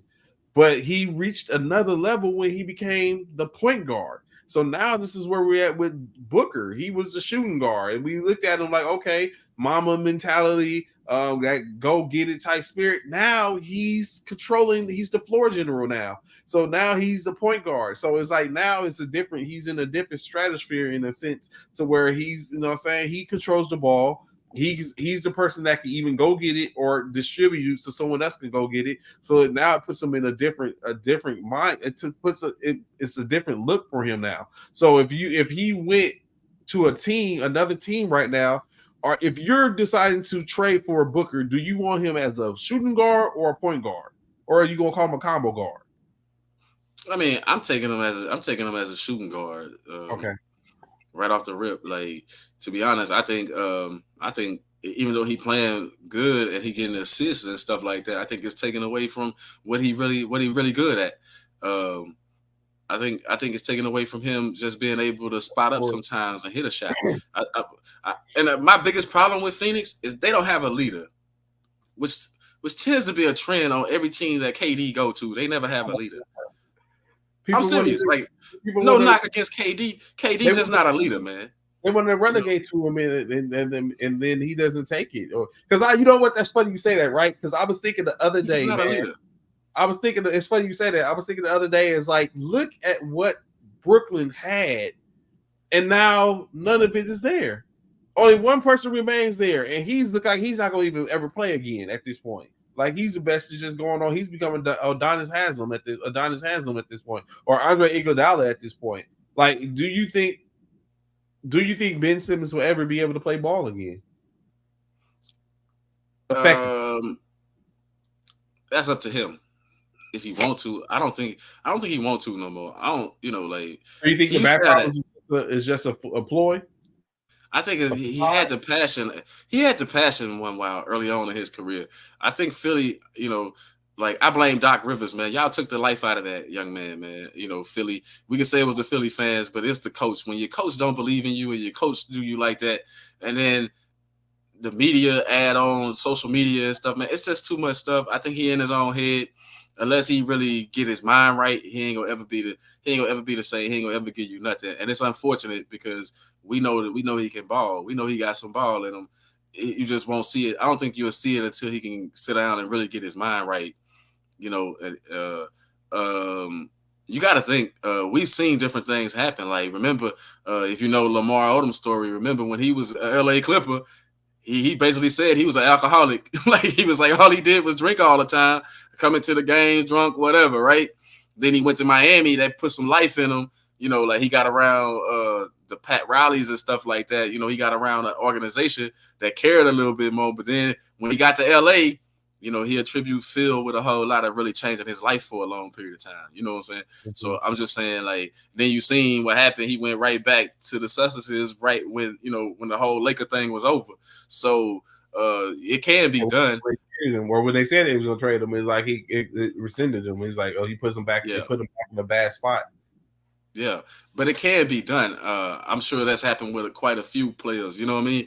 But you know, John Wall said that, you know, like he knew it was pretty much over for him. You know, like he had his dark days and stuff like that. You know, so he didn't mind sitting out, like making money sitting on the bench and not contributing to a team. So I think Ben Simmons, man, he just got to get with the right mix. I think if he was down, like, I think if he was in Houston or somewhere with a Udoka or something like that, I think he'll have a different mentality. I think it'll be different for him. Or maybe if he was in Miami or something like that, I think those organizations, you know, heck, even the Laker organization would be a better organization for him because they'll make sure that he get the help that he need. You know what I'm saying? Like. Mm-hmm. Like some teams, I think have better resources than others. You know, it's just Becky is really looking like he's not going to get back right. He's going to be out another 2 weeks with the back issue. But it's always said that the back is always the hard one to figure out and stuff like that. So I mean, we don't know at this point what it's going to be or what's going to happen. But I thought about the other day, like, man, some of these teams that had gold mines, like the Brooklyn Nets had KD, Harden, Kyrie, and Ben. Cam Thomas was on their bench, and they couldn't get it going. And so now when you look at it, like KD hasn't been the KD that we've seen since he left Golden State. So it's like at first you looked at it like, oh, was KD the reason for them championships? But they did get one without him after he left. So it's like, okay. KD's a follower, man. He's not a leader. You need a leader. And KD is not that leader. They keep looking for KD to be a leader, and he ain't been one yet. Like, he showed you that at OKC when he kept deferring to Russell Westbrook. So it's like, and he showed you that in Golden State when Steph Curry is no doubt the leader of that team. It's like, there's no problem with saying that he's not a leader, but then you got to think about the names that you mentioned. None of those guys are leaders. You feel what I'm saying? Like none of those guys, all those guys are individuals. None of those guys are leaders. Like Kyrie is not a leader. Kyrie has proven that he's not a leader. James Harden has proven that he can only go so far as a leader. These dudes are not, you know, like all these dudes are looking for something. Like if you look now, I think James Harden got the best of that. You know what I'm saying? I think James Harden got the best of it. I think he got because he got Kawhi, he got a champion, he got a leader. You know what I'm saying? Like that's what Paul George said that he needed. You know what I'm saying? Like a leader. You got a leader with Kawhi. I think there's only so many places you can go in the league right now where you got the definitive leaders. Like Giannis is a leader, man. Jimmy Butler is the ultimate leader. I think if KD would have went to Miami, I think that would have been a good fit. Somewhere like that, that would have been a real good fit. Like he could win with Jimmy Butler. You know what I'm saying? I mean, I'm just saying, like, because it takes the pressure off of him to not have to lead, because he clearly don't want that leading position. So it's funny you said a couple of things in which you said. First and foremost, let's go with the Clippers. James being there, they started out 0-5. Currently, they are 8-0 since James has gotten there. Do you think that the Harden project can we count it as a success yet, or is it too early? It's too early, but you see it's going to be a success. They're going to be tough. They're going to be tough as long as they stay healthy. Mm-hmm. We just got to worry about health with them. I think they was going to be tough without Harden. I think it's just taking them a little bit longer to prove it since they picked up Harden. So they could have done it with Westbrook. You think they could have done it with Westbrook without Harden as well? Yeah, I think, like I said, anytime, man, as long as Kawhi is healthy, man, You seen what the Clippers gonna do when he healthy. Like you saw him last year in the playoffs, what they was gonna do to Phoenix, and you don't know how far they was gonna go. I'm just saying, every time this brother is healthy, man, they do some things. It's like they can go far as long as this dude is healthy. The other thing what you just said, and which brought up something, I was checking out. We had a conversation off camera not too long ago talking about the 520 podcast, right? Jeff Teague, and he was sharing the story about. I don't know if you see it when he told the story about with two things in which he said that we're going to talk about. He told the story about Jimmy Butler and the Minnesota Timberwolves situation. So where he's like Jimmy came in and was and digging practice. He's like came in 3 days late to camp, and he's like he didn't practice. He was on the table getting massage, and then they went to their scrimmages. And he was like, Thibodeau decided to put Jimmy on the starting squad. And Jimmy's like, nah. They say, I don't want that. And so he moved, so Jimmy didn't go on the starting squad. And Jimmy picked up 4 G Leaguers, I bet you can say. And he was like, Jimmy was cooking these G Leaguers, was cooking the starting 5. And he was talking to Cat. He's like, him and Cat basically don't get along. He's like, he was talking to Cat is too little or whatever case like that. They was getting busted. So basically, Jimmy ran him off the court. So that was the first thing. So they tried to run it back, but they didn't get a chance to run it back. Jimmy ran it back with he tried to run it back, and he wanted to the starters tried to run it back. They didn't get a chance to run it back. The second stringers ran it back with the next squad. Jimmy Butler left during that game and took off after he won. He took off in whatever case like that. So they they busted the ass of the other squad, and they was like, "No, Jimmy, where you at? Come out!" They was like, at this time, Jimmy went back home and was at home doing the interview with Rachel Nichols, talking about, I just sit up and gave, So I was like, yo, this is crazy. So it's like Jimmy Butler, like, are we sleeping on Jimmy? Is that that's going on? Are we sleeping on Jimmy? That was big news. I was living in Minnesota then. That was big news. That was big news because he left the team right after that. So I think he went to Philadelphia. I think he went to Philadelphia right after that. But it showed you where that team was at the time. And, it's a different Minnesota squad now because they got Anthony Edwards. I want to say that at that time they had Wiggins. They had Andrew Wiggins and stuff like that in their starting lineup. So it was a different, and they had to break that up. But, yeah, that – Jimmy Butler worked his tail off to get where he at, man. I think he just outworked though. He doesn't have all. Think about it. He doesn't have all the talent that a KD or a Steph or a Clay, or some of the other players in the league have. He don't have all the talent. It's just his effort, his willingness to put in the work and out. Like when he came into the league, he couldn't shoot. He played at Chicago. He couldn't shoot that well, right? So now he got a mid-range shot. He can shoot from the 3 somewhat. Like he can shoot from anywhere, and he got a post game. He got a little inside out game now. Like and his defense has always been tough. I'm just saying, like Jimmy Butler has worked himself into the star that he is. I don't know if he's a superstar in the league, but I'm just saying he worked himself into a star that he is, and being able to lead a team and carry a team, and that shows you that it's not all about talent sometimes, man. It's about what you put into the game. I think he just worked his tail off to be better because, hands down, Karl-Anthony Towns is way more talented than Jimmy Butler, don't you think? I think he's just naturally way more talented.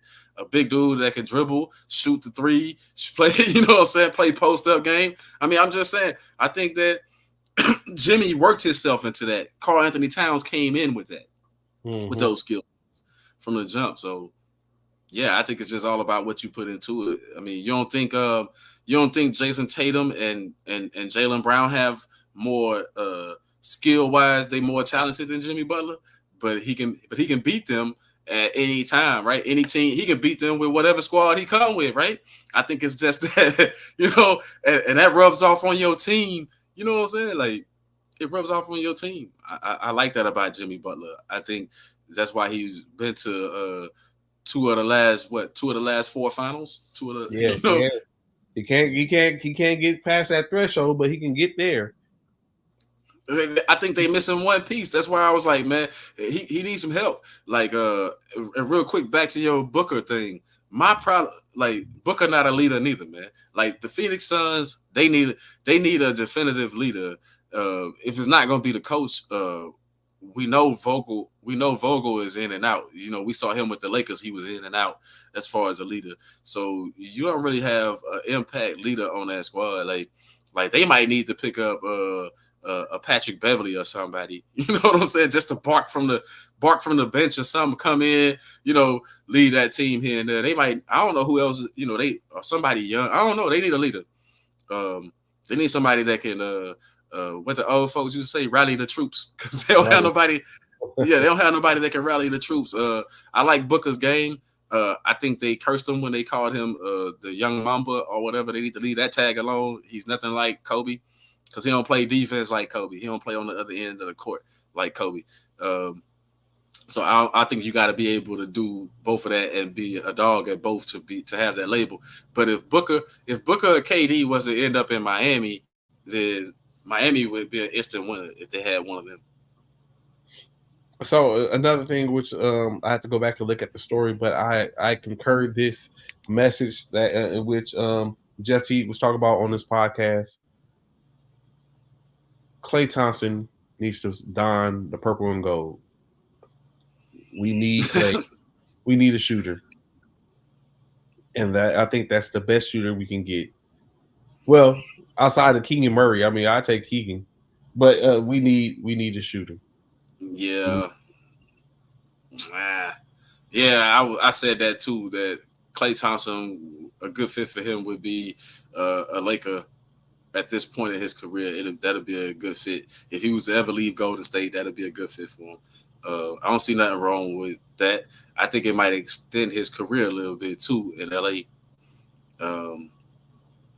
I don't know, like the Warriors, they seem like they're gonna just ride them out though. They seem like they're gonna be loyal to the end instead of putting some other pieces around Steph. It look like they're gonna ride with Klay and Draymond to the end. So speaking of the Warriors riding with Klay and Draymond, or Draymond, do you think, and which it was just Kerr spoke about, that unfortunately it was an abrupt end to the Jordan Poole era. Do you think Poole was the better fit in Golden State, and they should have got rid of Draymond and moved Draymond? I mean, long term, yes. I mean, he was a better fit because he can shoot better. You're gonna need that shooting. You're gonna need that. Uh-huh. It's like you're gonna need to put the ball in the bucket more so than you need somebody that's not even there on the court, somebody antagonized or an enforcer or whatever y'all was calling this guy.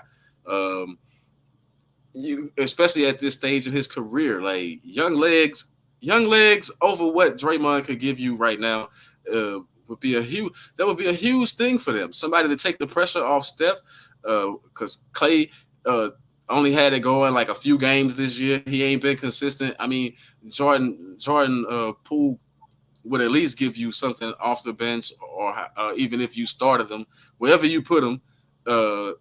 You see, it's not working out for him as a Wizard, being the main focus of the offense. I think Jordan Poole missed the Golden State Warriors as much as they gonna miss him in the long run. Mm. And then of course, before we get out here, I guess we could talk about this. Did you see the story in reference to the NBA G Leaguer that took it upon himself to go and commit a crime while his team was scheduled to play in Las Vegas, use the opportunity to commit a crime, end up murdering a young lady, and then trying to get back? Plays for the Stockton Kings, the NBA affiliate to the Sacramento Kings. Chance Comanche, 29, basically met the acquaintance of a young lady. I guess they dated or were dating during this time frame. The young lady had a beef with somebody, was brung up.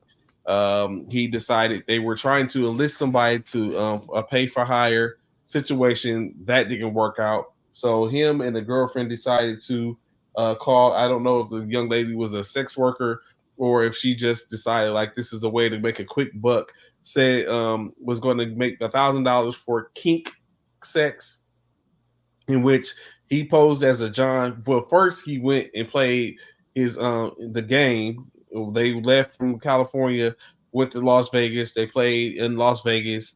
So they were at the hotel. He went and played his game. After the game, he left from the hotel, got in the his girlfriend's car or the young lady's car, went with her to a liquor store, met with the young lady. She got in the front seat. He said they was talking about kink sex or whatever case like that. She agreed to be choked. She was sitting in the front seat. They put an HDMI cable around her neck and started to strangle her. Of course, I think the player, basically seeing what was going on, her gasping for air, and decided to release the HDMI cable. But then the girlfriend jumped on and started choking her, and basically, the young lady lost consciousness. They end up, they said they checked for a pulse. There was no pulse. They dumped the body, covered it with rocks, went on about their business. But of course, forensics always tends to work. Good old cell phones pinged the towers. At one point, 3 phones were working together. At one point, it was only 2 that was together. They come back. Of course, surveillances see them coming in and out of the hotel. The next morning, he leaves to go back to Sacramento, and he leaves the hotels. A couple of hours later, the girl leaves the hotel, which is visibly, she looks like she was crying, and they find a body and go to speak to the girl. She basically gives him up as a corroborator, and now they're both locked up. He's waiting to be extradited back to Las Vegas. Why? I mean, I guess athletes are people too, but how does it happen? My mindset would be completely different if I had anywhere close, even as a G leaguer. You can make 5 figures on the year. I mean, technically, I make 5 figures on the year already, but you can make, you have the opportunity to put money in your pocket more so than anyone else. How do you put yourself in these positions? What do you think from as a people's coach standpoint? Man, it's unfortunate, but we see it all the time. Like a few minutes of your life can change your whole life, for can change the duration of your life. And it's like like the young man, 20-something years old. When I was in my 20s, I made my share of mistakes. I just happened to be blessed to not end up, behind bars or something. I mean, you feel what I'm saying? Yeah. But it's like the young man pled guilty. I heard. I thought he said he was guilty. He's the one. Yeah, he's the one that. He's let it be known. He confessed or whatever. Yeah. So it's set on his conscience, but it's like, man, it's unfortunate that something like that would happen. And I don't think it matters what he does for a living. It's just a tragic story, the way that it ended, right? Like, so because the way that it read in my mind is basically like some whatever you call it, kink sex gone wrong or something like. So yeah, but it was a setup because the girl who helped to help, she allegedly or was said that she had a beef, like the chick was going back and forth to say something about she was going to smoke her or something like that, and they had problems. So he just posed it as a problem. He just decided as a significant other, I assume, even though it read like it was like they weren't dating anymore, but he decided to step in and pose as the John, in which which they went and picked up and thought they was going to have a throuple or something like that, and she was down with it. And the king said, it to me, it's still like, man, how you make up your mind to do something like that? But we see it all the time, and like I think this story is more unique because he was a G League player or whatever. And the way that it happened, but it's like it's really something unfortunate as far as like putting yourself in that position. It's easier to say don't do it, but like what he did was a step further than the whole Ja Morant situation. You see, sometimes when we young, even when we old, we may, you know what I'm saying? Humans, we make decisions that's crazy, right? Like, look at Draymond. I mean, you take where Draymond, like you say, Draymond probably too old to be pulling the stunts that he pulled, right? The antics that he pulled. You look at, like I said, I already mentioned the Ja Morant. You know, Ja Morant said I wasn't gonna do it again, and then did it again. You know what I mean? Like, it's like, so when you look at it, it's like this Comanche fellow, man. It's like, at least he was honorable enough though to, to save prosecutors and stuff sometimes, save taxpayers some time, and confess to the crime. You know what I mean? Yeah. At least he did that, and it probably spared him his life too, when you think about it, or saved a little time off his sentence or something by confessing. You know,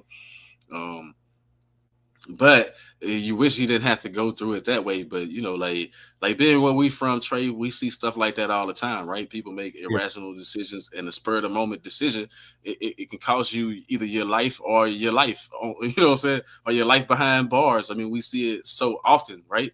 We say, what could have been with that person, or what could have been with that person if they had only took the time. But you know, I think this story is a lesson. Being the people's coach, it's a lesson for the youth and those older people, man, that still making irrational decisions or whatever. Like, you got to slow down and think about it, right? Like, you got to stop making crazy decisions because they cost you in the long run.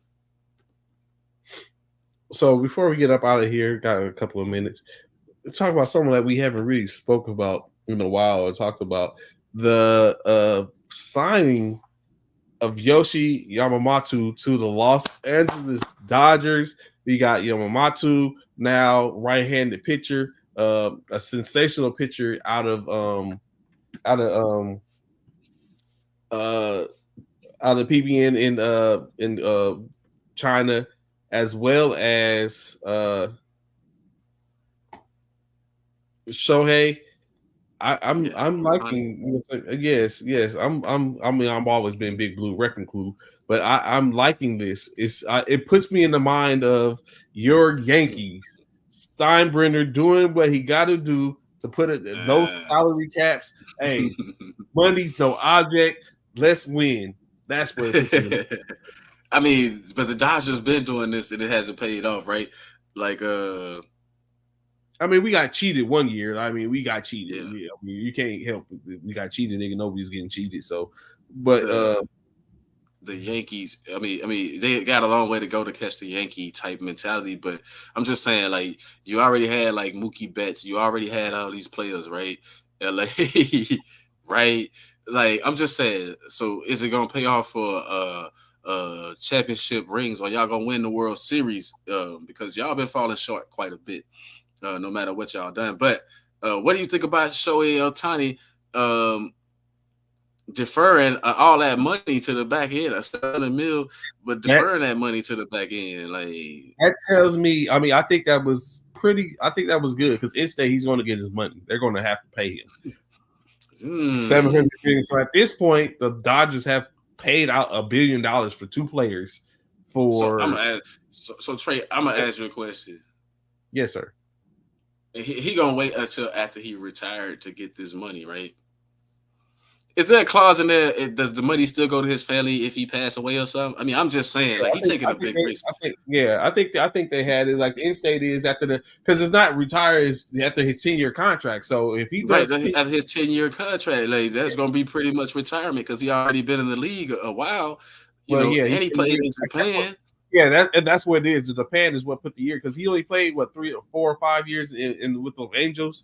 So, and then he has a 10-year contract with the Dodgers. So, I think what he's going to do is going to put him in position. I mean, he's going to be living it up in a couple of years.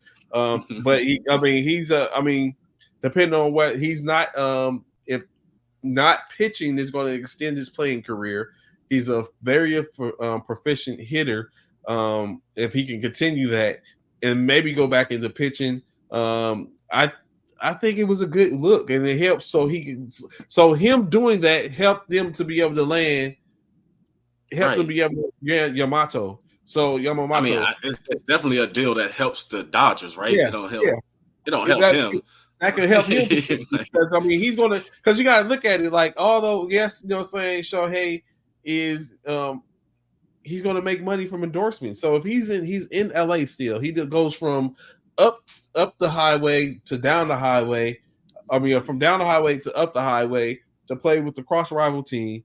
He's still in the big money market. He's going to probably get even more endorsements and sponsorship deals. So he's going to make money on top of the fact that he's making $2 million a year for the next 10 years. And then after that, he's going to sit up and make buku amounts of money to where he's going to be paid by the Dodgers probably for the rest of his life. So, and not to mention, he's still going to be endorsements depending on how it goes. If he's able to get another Cy Young, if he's able to get a MVP, the NL MVP award, if he's able to get a championship, like that's just going to continue to add to it.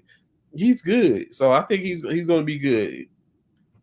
Or I mean, technically, he can still be traded in, and if anyone that's willing to take him can still trade, and the Dodgers are off the hook for that money as well. So it works out. And I think it works out better for the Dodgers. That's what I'm saying. It's purely a move that helps the Dodgers. I was just surprised. Like, that tells you that he about trying to win. That deal? Yeah, I'm like, that tells you that he more about trying to win than he cares about getting money right now. As far as whatever, I mean, you sign that type of money and you say, "Whoa, man, he gonna make such and such per year and all that." And then it's like, nah, he deferred all that money. He deferred it. Like, I want to get it on the back end. It's like, all right, cool. But I think he gets more on the back end as opposed to the initial. I think it's some other stuff, stipulations that go with that since he deferred. So I mean, he's on the back end, he's winning. Like right now, it looks good for the Dodgers up front. But I think on the back end of it, I think it's more beneficial to him on the back end. So it's up front. The Dodgers. So what's the window? What's the window for y'all? What do you think the window is? What's the championship window? What's the World Series window? 2 years. 2 years? I'll give within the next 3 years. Within the next 3? Because I think we're going to have to sit up and come back because we've been doing that for a while. We're only 4 years removed from our last World Series. So I give 3 years because we have to sit up and get the right pieces in place to see. Okay, I mean, we got to see how Yamamoto pitches. What's up with Kershaw, Uris? You know what I'm saying? We had a couple of issues and problems with some. So depending on what we get in the bullpen for more pitching, brought back some people. I know we lost somebody in arbitration just recently to another team. So just get that back in perspective. We almost lost Betts. He decided to come back. So I think we'll be good. I give it 3 years. Yeah, because y'all gonna have to find some pitching from somewhere. Yeah. I mean, all the bats in the world ain't gonna help you none if you can't pitch. Just ask the Yankees. Kershaw ain't that person no more. Just ask the Yankees. If you can't pitch, you in trouble. Yeah, so I think y'all working on everything except pitching right now. But y'all definitely needed a little bit more firepower on offensively. Y'all did need a little bit more, because being a 100-win team and then losing like that, like y'all lost in like the first round or something of the playoffs. Mm-hmm. So it's like, losing in the best of 5 series. Yeah, not a good look for y'all with all the talent y'all already had. So, so hopefully y'all gonna change that. But I wouldn't be mad if y'all don't, because y'all doing in the modern game. I don't think you have to pay. If you look at the Astros, they've been winning a lot. Look at the Texas Rangers, they paid some money, but I don't think you have to pay all that money. But then you look at the San Diego Padres, they paid all that money, $1 billion for their roster, for 3 players on their roster or whatever. It didn't work out for them. They didn't even make the playoffs. I'm just saying, I don't think in this modern time you have to pay money. You just have to find the players that want to win. Mm-hmm. So maybe, and we've seen some players get complacent when they get the money. So I hope that don't happen to y'all.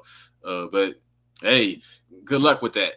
Good luck with that. LA. I mean, I'm kind of jealous that the Dodgers made that move. What's good, BA? Glad to have you had tapped in, bro. So, of course, that's our show for today. Y'all heard what it is. We'll be back next week to sit up and talk a little bit more to see where it's going. You know what, BA, I gotta check your joint out. I missed some of the battle rap last week. I know the Murder Mook in New Jersey Twerk just had they joint. I have to check that out and then tap in with you and Seven. But we greatly appreciate y'all listening and tapping in and hearing us this morning. Always interacting and stuff like that. We look forward to speaking to y'all again. So before we get up out here, any last words, brother? Look out for the book Moments of Intimacy coming mid-January. I have the date more confirmed as it gets a little bit closer. And happy holidays, everybody. Of course, as well, always happy holidays. Enjoy your weekend. The end of the year coming up is faster than we thought. You know what? That's what I want to have to BA. I want to really talk to you. We need before we get up out here at the end of the year, so that we haven't did homage to hip hop. It's 50 years of hip hop, and it's about to end in a week. So we're gonna have to sit up and do something and talk about that. You know what I'm saying? We can do sports, but it's all about the courts and all. So we might have to sit up and bring on something about hip hop. So BA, I'll hit you up and see what you got going on, fam. For that. Yeah, so we can do that next week, one of the few days, and we sit up and tap into that, talk about some hip hop stuff, see if we can get Bishop back so I can hear. I know he got some lame stuff. Speaking of hip hop, check out that Tiny Desk. I saw the bulk of it already with Scarface. Like was it lit? I seen this morning. I seen him doing oh yeah, the Tiny Desk with Scarface was nice. It's nice. Like the Face Man come with it. Is Face that dude? Is that what we're saying? He one of those dudes, man. He old school. He one of those dudes. Like, I mean, I always thought he was a brilliant writer, brilliant mind. Like he was like the Ice Cube of the Ghetto Boys. Wrote a lot of songs. You know what I'm saying? A lot of they jamming songs too. Probably not Willie D's verses, but I know for sure Bushwick verses. You know what I'm saying? So definitely, yeah, that's what we're gonna have to be on our hip hop tip. Is at the end of the year, so definitely have to do that. I look forward to seeing whoever do they wrap ups. I'm very sure Justina Valentine is going to do something. I don't know if she's going to continue to do it. We know Bars used to sit up and do his, but we'll tap in. So definitely next week we're gonna have to put that together. Do our little talk about our salute to the 50 years. All those are out there. So until next week, y'all enjoy y'all week. Like I said, happy holidays. Enjoy your Christmas. Definitely, we might not be on Monday to do it because it's Christmas. I want to make sure that everyone, but we'll definitely tap in and see, get it in. So look forward to seeing y'all, hollering at y'all. So yes, definitely Tuesday. We'll be on Tuesday to talk about the 49ers being the number 1 seed. Holler at y'all. Hey, peace.